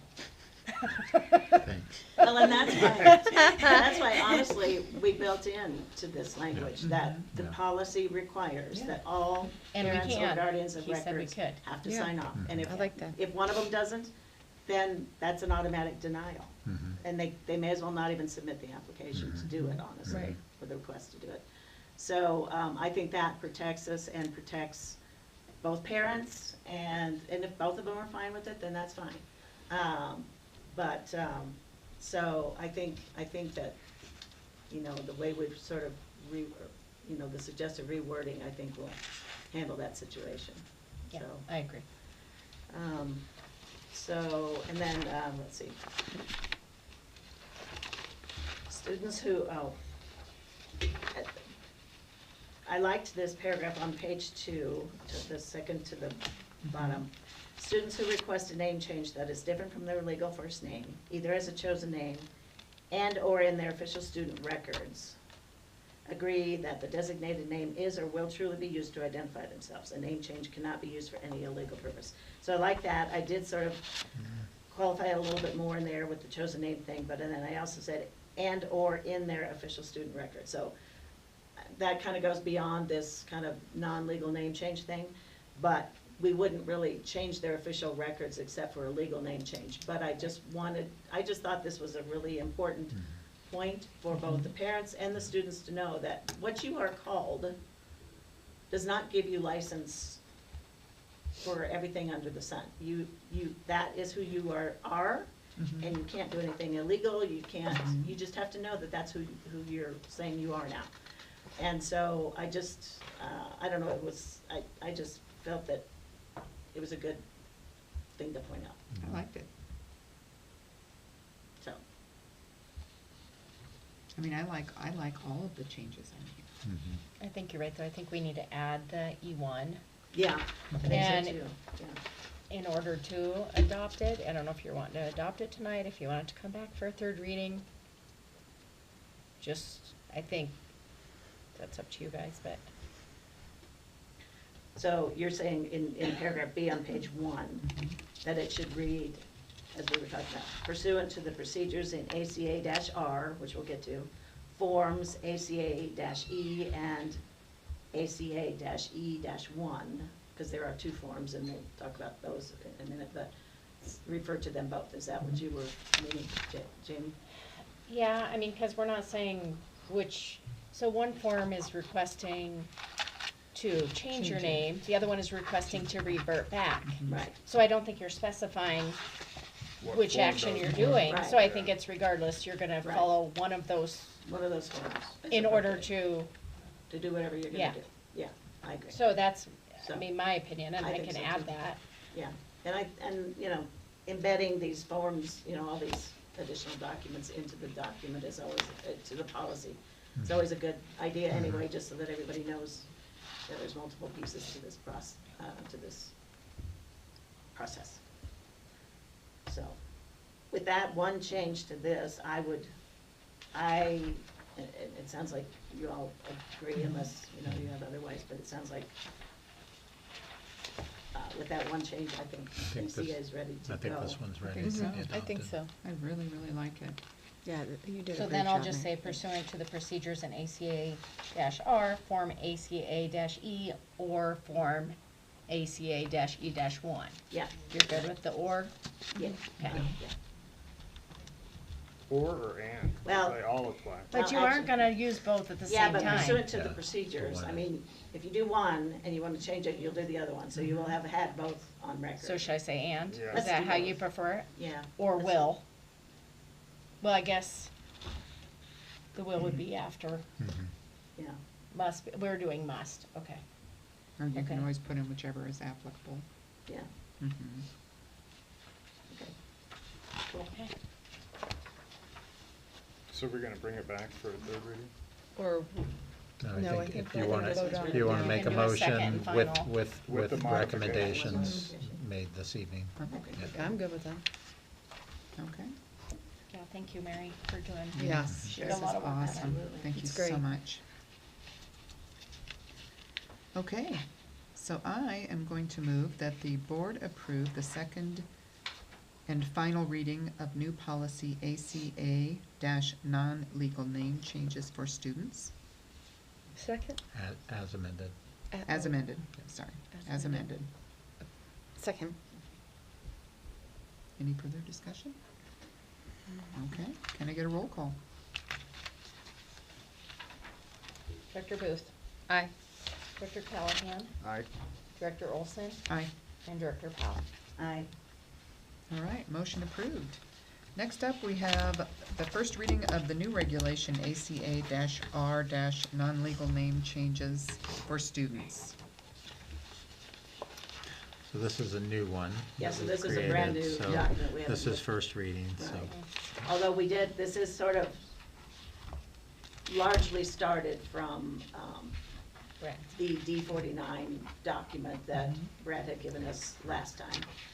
But then I was trying to make it work with the policy we were deciding to go with. But I don't think D49 had adopted this. That's true. I think Brad had Oh, that's created true. it. Right, they That's had true. it. And they didn't do. And I haven't seen anybody have Yeah. forms yet either, so I think we're kind of ahead on Good. that as well. Then we can set the stage then. There we go. So, in that original draft, he had a whole bunch of definitions again, but the only ones we really need are chosen name and gender identity, but those are already in the regulations. So we really didn't need that whole top section. So that's why I have those struck out in the red line. So the document starts with non-legal name change request procedure. And then, to properly request a non-legal name change, students, one, must submit a written request to the principal of their school on Form ACA-E. So this is to request the change. And then, this, I guess, is something that I don't know if this is a good idea or not, so I would like to get your input. I've added in there, the request should also be copied to the superintendent, but because the superintendent is the appellate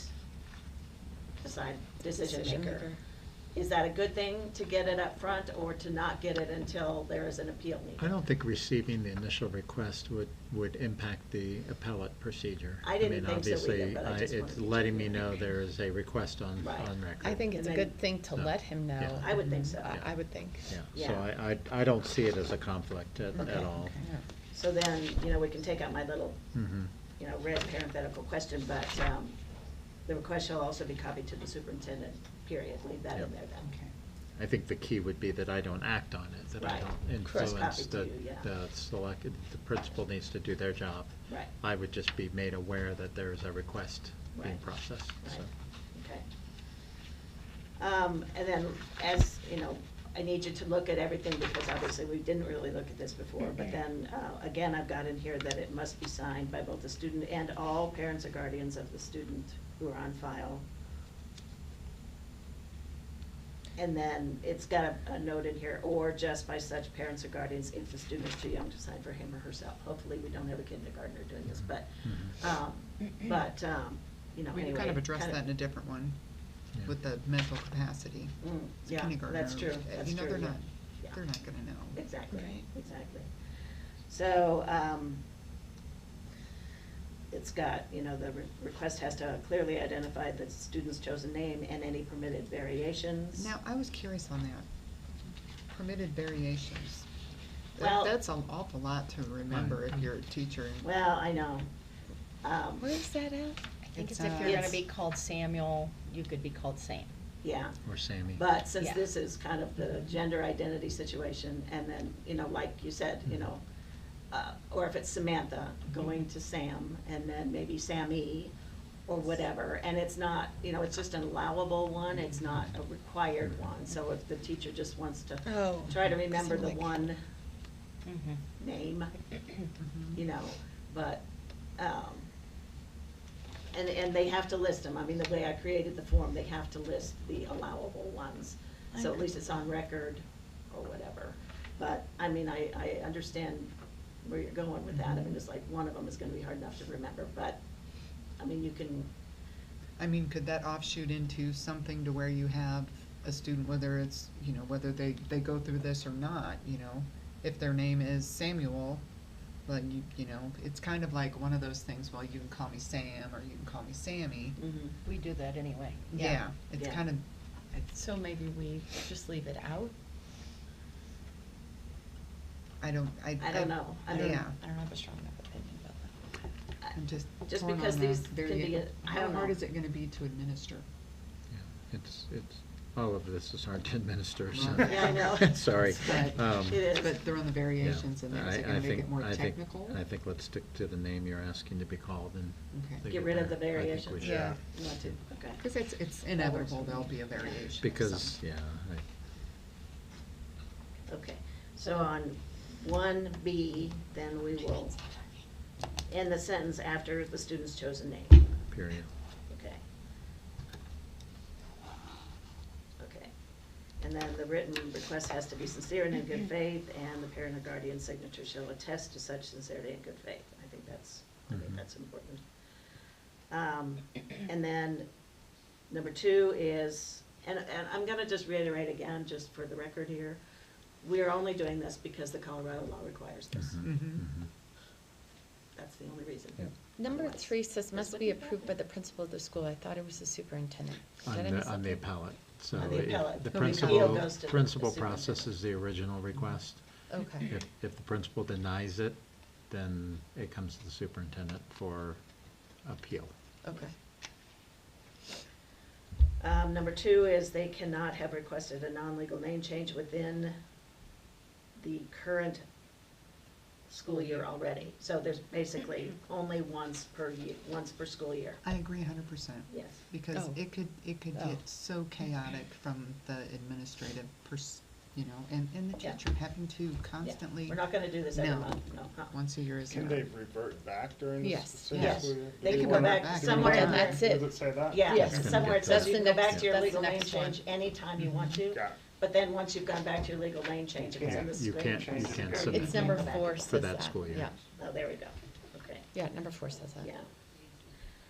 So, the principal approves it, must be for an indefinite duration or until this, actually, now that I'm thinking about this because of something else, must be for an indefinite duration or until the student submits a subsequent request to return to his or legal name. The indefinite duration, I don't know about that, because then B, Yeah, I don't think Yeah. you need B if you're gonna I do. I would encourage we strike B, because that's Yeah. gonna be what if I forget? What if I forget to ask for you to submit a form? we're just gonna assume that this is your Once you change until you change, tell it us should be on otherwise. file So so until. you don't wanna have this every year? What's your I just think reasoning? it's- I Like, think what are your it's- thoughts? Well, I mean, I guess in my mind, and maybe this is just a hope, a year older, the child realizes this was not a good decision, and so they will not wanna do it anymore. Okay. Number 1. And number 2, I could see that. we got new teachers coming in, we got new whoever coming in.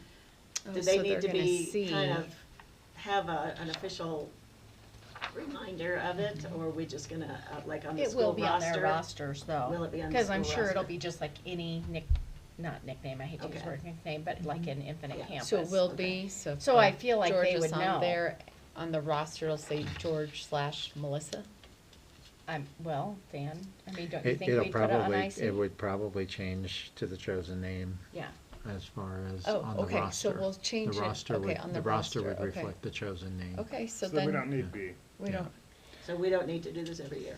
I just No. think because we're asking that now it becomes something we have to stay on top of and make sure we are. If someone's requested it and there's been no further discussion and they don't request a change back, then do we really want to cause this additional work of, tracking who's changed their if name. we and then it's- require and they don't, and then we choose to call them by their legal name, It Well, could- if we put the onus on the student and the parents to say, if you want this I every just year, worry you about gotta how do the it. statute reads, so. Yeah. Yeah. That Right, might is come that, back is the that same. outside of I'm the not sure. scope I of the was- statute? And it won't, the system's not gonna revert back to their original name, so someone's gonna have to remember Samantha is back to Sammy at the beginning of the year, Mm-hmm. which means anything checked out under that student's name too. Okay. When you think of textbooks, when you think of Yeah. anything, Yeah. it's gonna change in every system, cause everything's uploaded from Infinite Campus.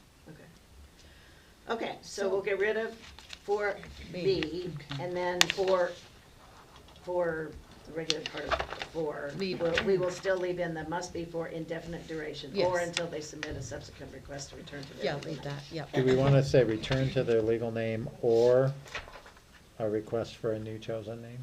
No, because they can't during that year. But they can during Next year. 2 years next later, year. they can say, I don't want to be Melissa, I want to be Barbara now. I think that's just kind of covered in the general policy. Okay. That's fine. You think it's okay to We leave don't it wanna as make it this? too Okay. technical. That's fine. All right, or could we just say until the student submits a new request? Oh, Well, that, we I'm could, okay That with that kind of one. covers it. yep. So what are Must you be saying under for, A? must be On until, 4. so take out for indefinite duration, say must be until the student submits a request, right? Well, we don't wanna remember, we're only doing this once a year, so we don't wanna like have any language that loosens that up. Okay. For an indefinite duration or until the student submits a subsequent. New request, New according to this request. policy. New request A according to new this request. policy. Yeah. According to the requirements and AC. Submits a new request. ACE. I I was As- gonna as say, per this you gotta policy. somehow revert back to the, you can only change it once a year. Do you even need it, or can A be number 4?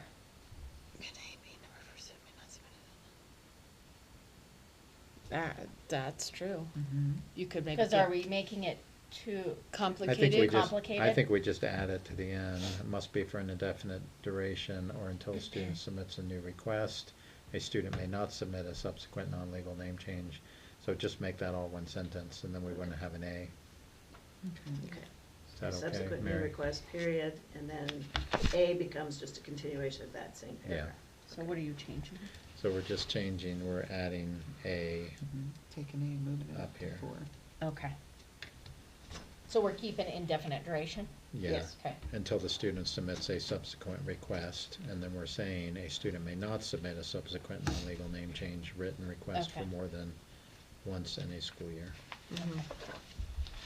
Okay. Alrighty, and then, on number 5, I kind of put in copy to the superintendent again, we already decided, yes, that's good, so that should be good.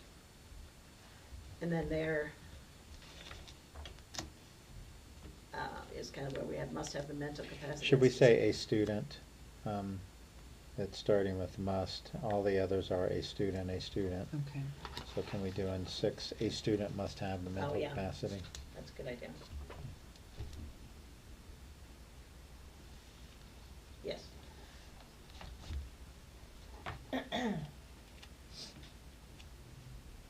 And employees probably shouldn't be capitalized. Well, yeah, so. Well, it's title. Is that what you're referring to? Well, I didn't do that part, that was, Okay. I and feel like I got rid of the definitions up above, this employee and contractor. I think that those are defined terms in this, you'll see at the top of the second page there, the legal reference CRS 22-143, definition of public school employee. I don't personally think it needs to be capitalized, and contractors either. Because we removed the definitions on that page, so Yeah. we're not referring back to. Yeah, So I although I just have think, to say that chosen name, I had to go through and capitalize everywhere, because that makes me twitch if a Yeah. defined term is not Yeah. capitalized everywhere. Yeah. Because that's how I wrote legal documents when I worked in there. But for I some think it should be reason, employees, comma, educators and contractors. yeah, so just little e and little c. Little e. And I Little always e do and a comma. comma after educators, but not everybody does that. Yeah, I do too, actually, I'm glad you said Microsoft is constantly. We done with this? that. Okay, Okay, and then, We don't need to include Title IX. No. yeah, Title IX, we can Take get rid of that all out. those little notes. And then, the grounds for denying, I would just kind of wanted to talk about those. So other grounds for denying, which we kind of referred to in the policy. So the chosen name is inappropriate, indecent, threatening, violent, or crude, like we said before. The student failed to file a written request. The student failed to comply with the requirements for valid written request. I'm not sure why that's different than number 2. Well, failed to file one or failed to comply with all the requirements, okay. they might not have had the parents sign it. Yeah, No. there you go. The written request is not signed by all parents or guardians of record, there we go. Or the student, I thought, this was not me, this was whoever wrote this before. Or the student forged the signature, I kind of was glad that was in there. Shouldn't that be number 5? That's number 4, but 7 should be number 5. You were That's what I'm correct. saying, yeah. Yeah. I'm The like, student did not have the Am I missing requisite 5 and mental 6? capacity and intent to forego their legal name and be referred to only by their chosen name by public school employees, little e and little c. So, does everybody agree with all those? Yeah. Yeah. I do. Grounds for denying? Yep. Okay. Then the appeal, they may appeal the denial by contacting the superintendent, so that'll get rid of the brackets, and that's what we said before.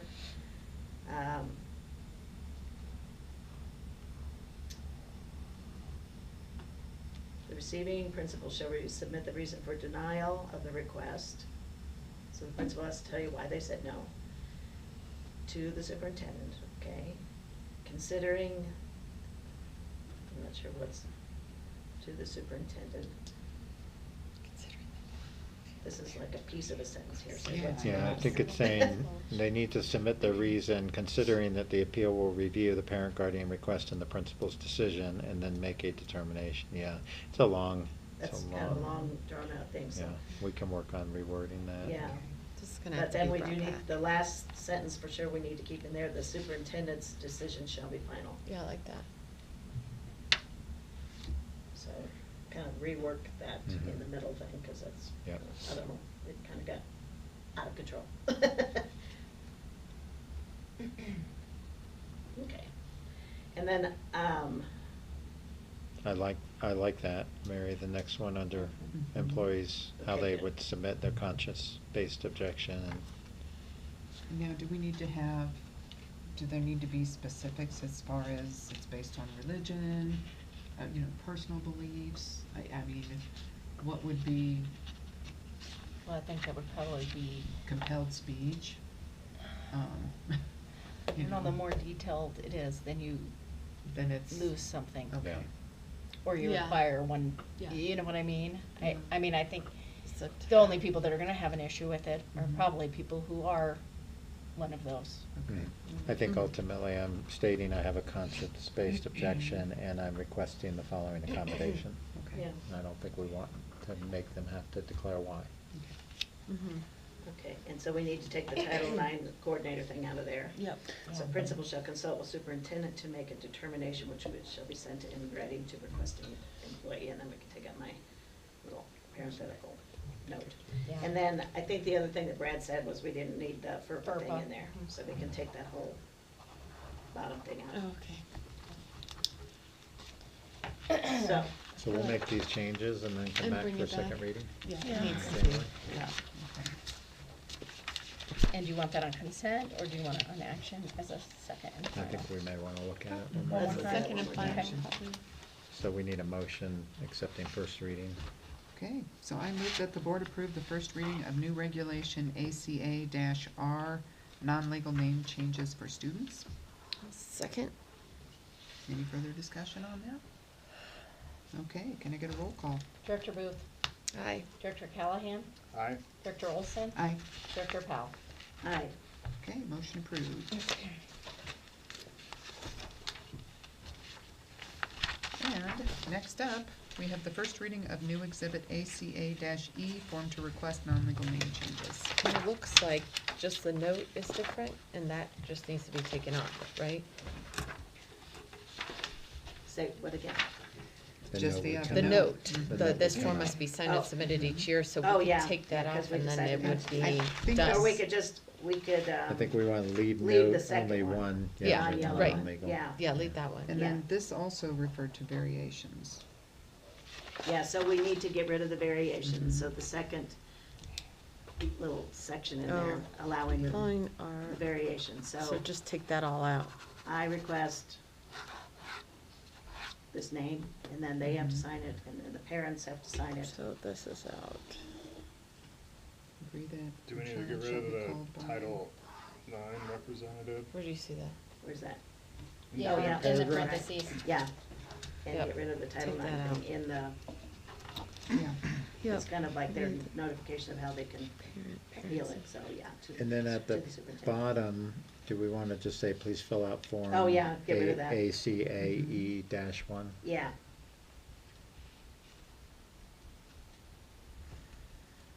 And we wanna get rid of the note, right?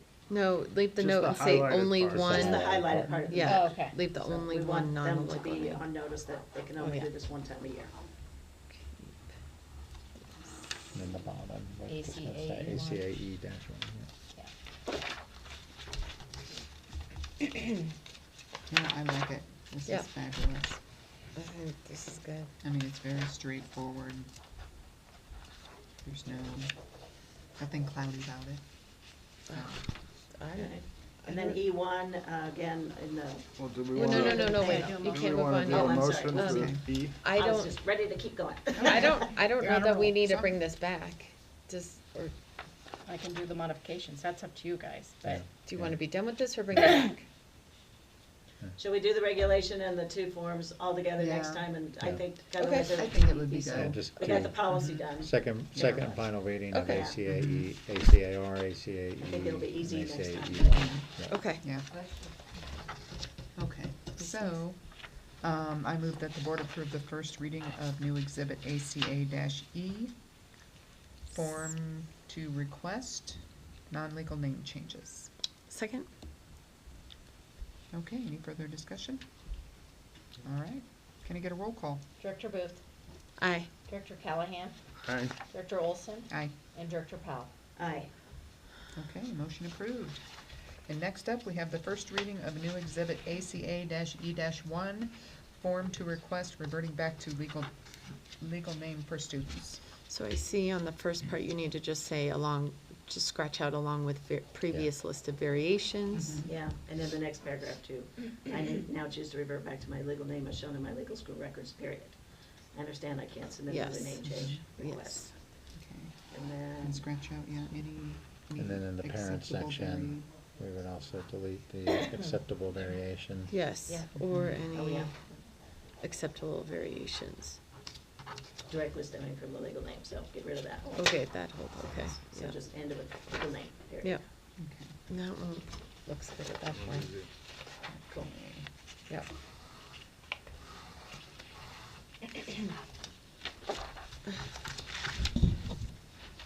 Aren't you glad we're spending so much time on instruction and achievement? I would be so glad. This whole thing, I'll tell you, I just kinda wanna be done with this whole thing. 'cause Thank it's you, I so- thought that's why I was like, can we just approve and move on, because I'm about to plug I my notes. agree and with let's you, I just- agree. So we need a motion on ACAE1. All right.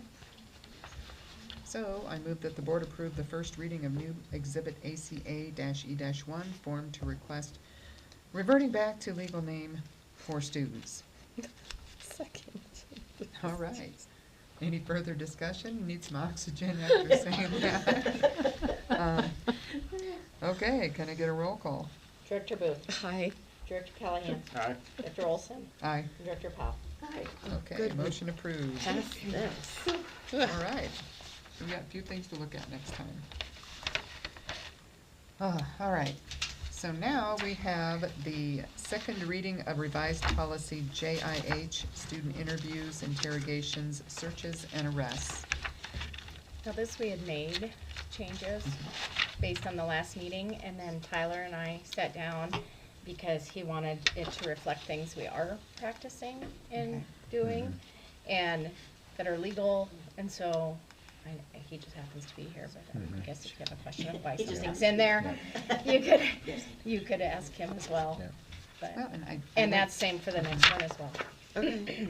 I mean, and everything that's been added, changed, and that, you know, that's highlighted makes sense to Yeah. me. It all Yeah. kind I would agree. of flows along, so. Yeah.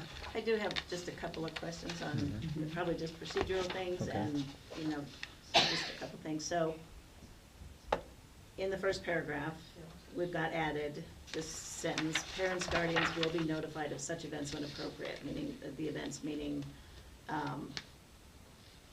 Interviews and interviews interrogations. and Interrogations and interrogations searches. and stuff.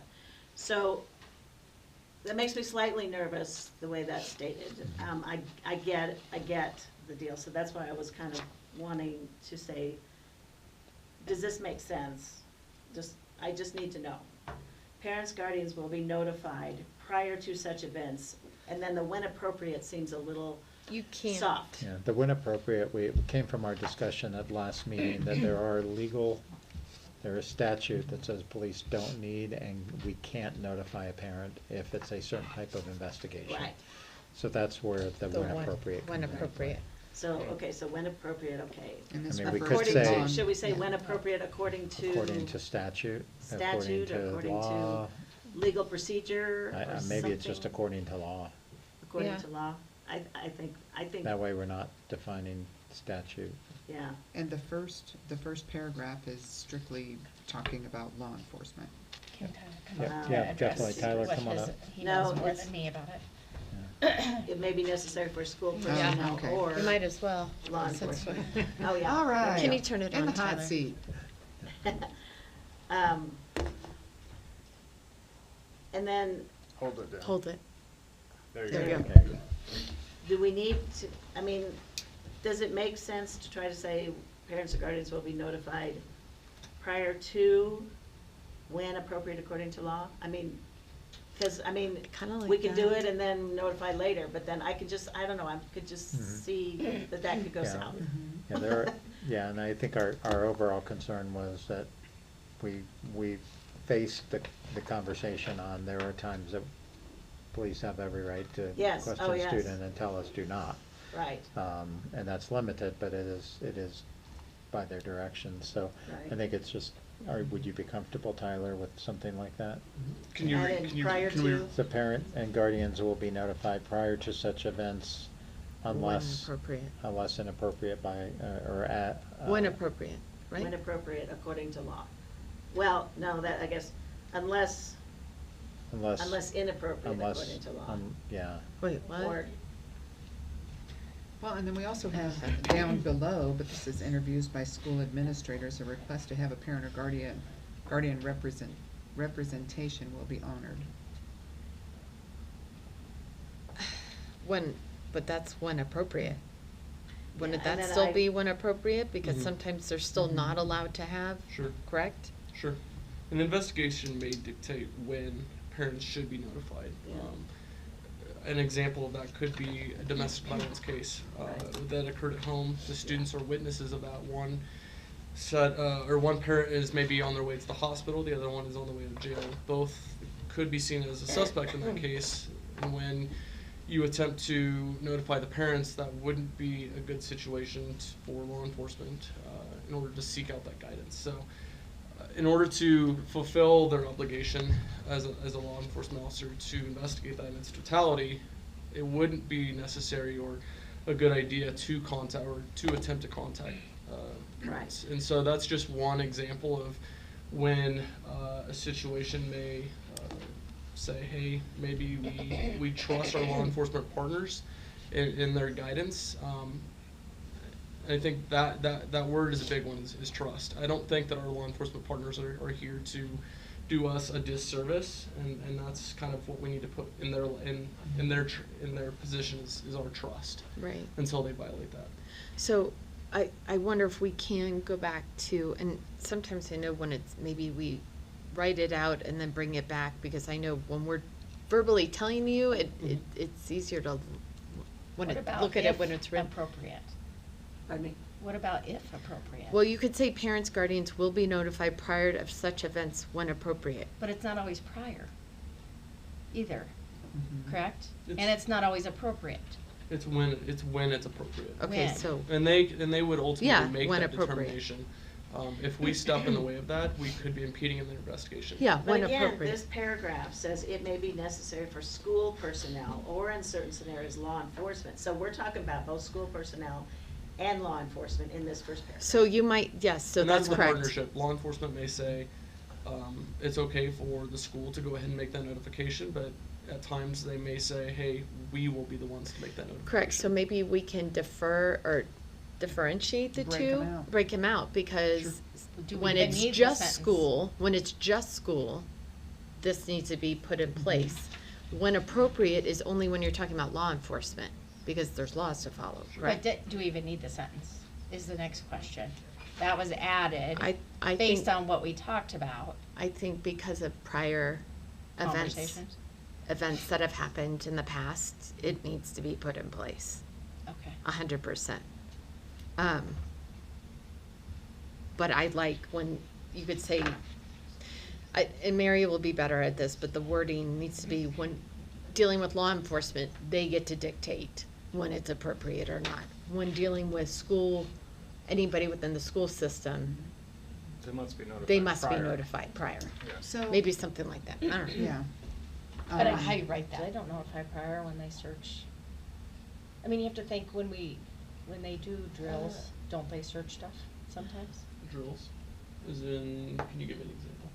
like a fire drill? They wouldn't necessarily search anything. But do they sometimes walk around the school checking things?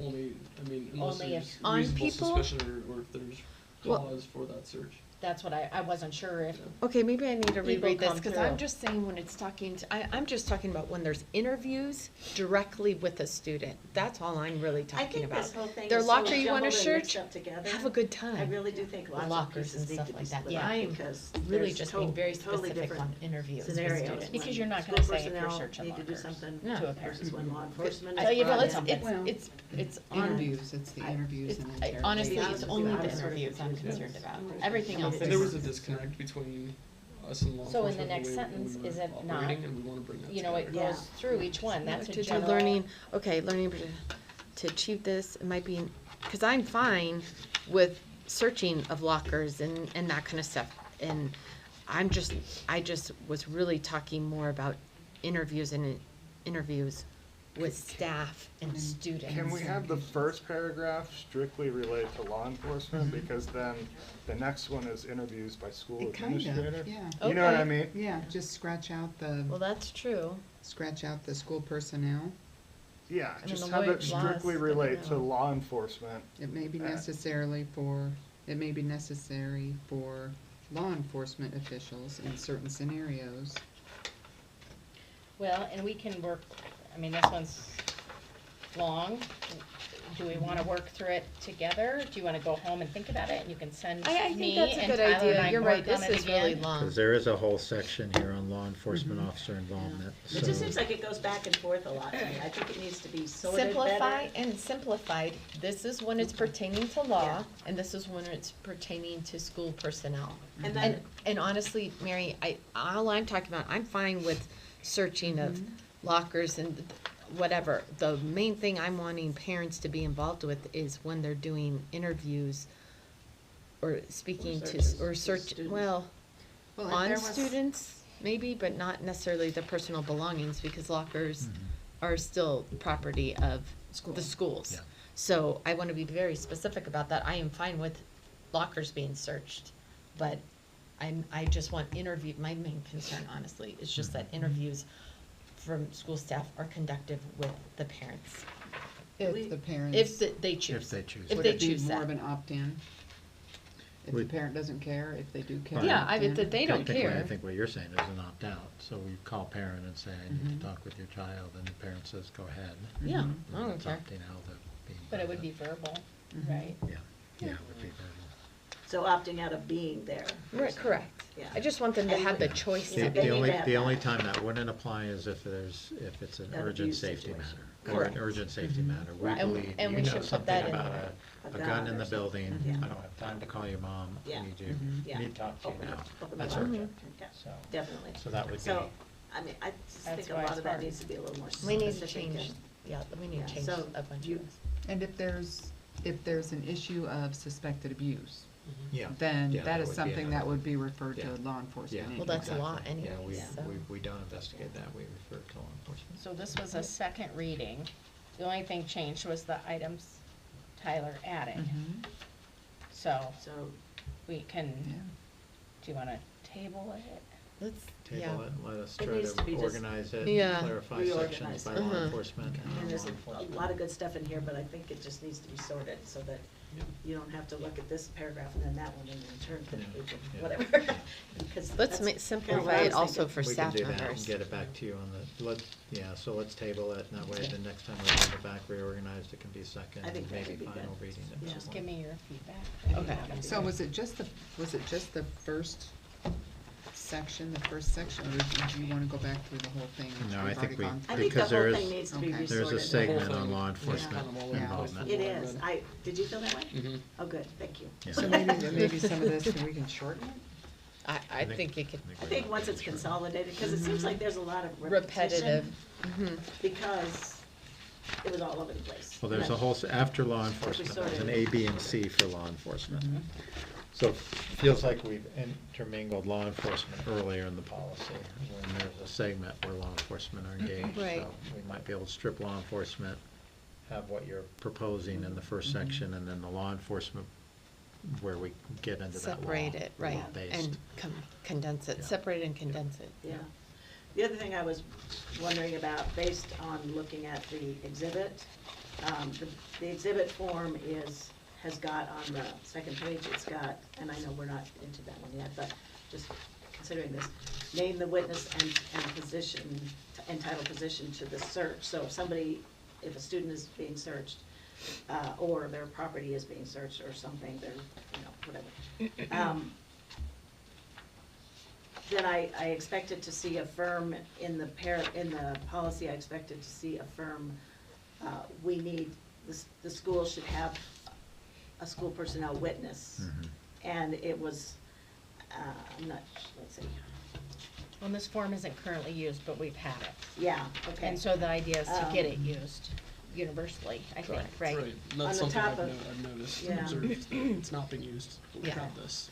On the top Be of good to page 2, it just says, Bless the you. policy, it says, an administrative report will be prepared by the school official conducting a search, explaining the reasons for the search, the results, and the names of any witnesses.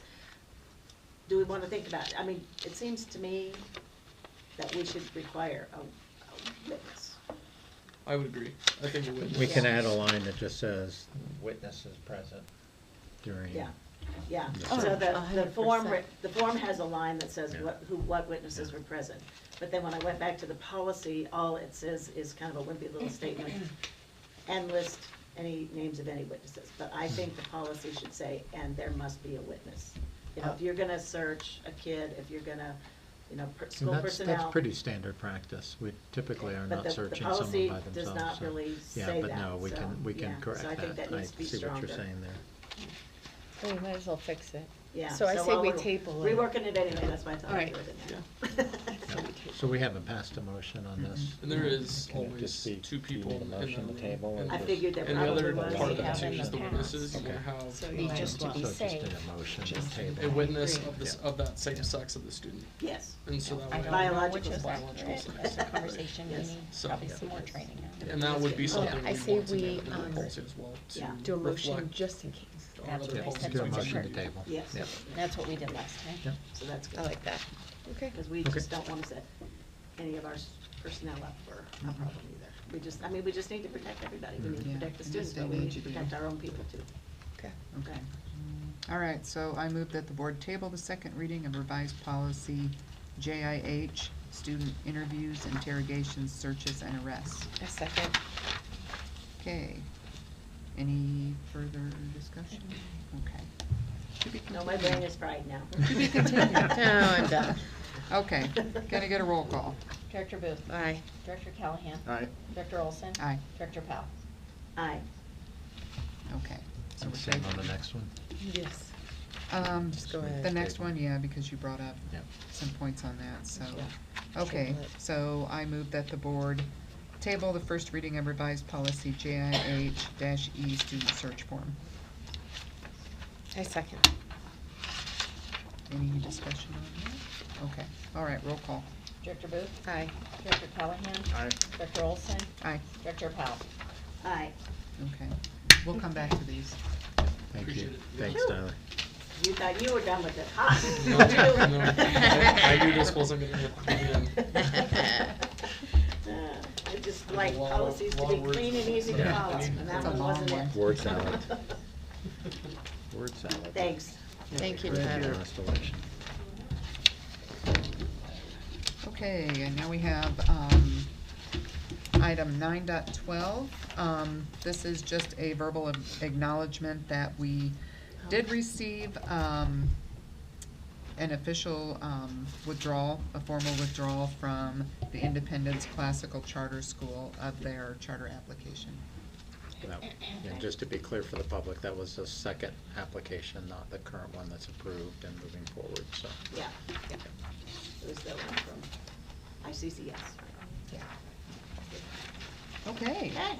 so now we're up to board planning and new business. Our next board meeting is gonna be January 13th, 2025 in this boardroom at 6 p.m.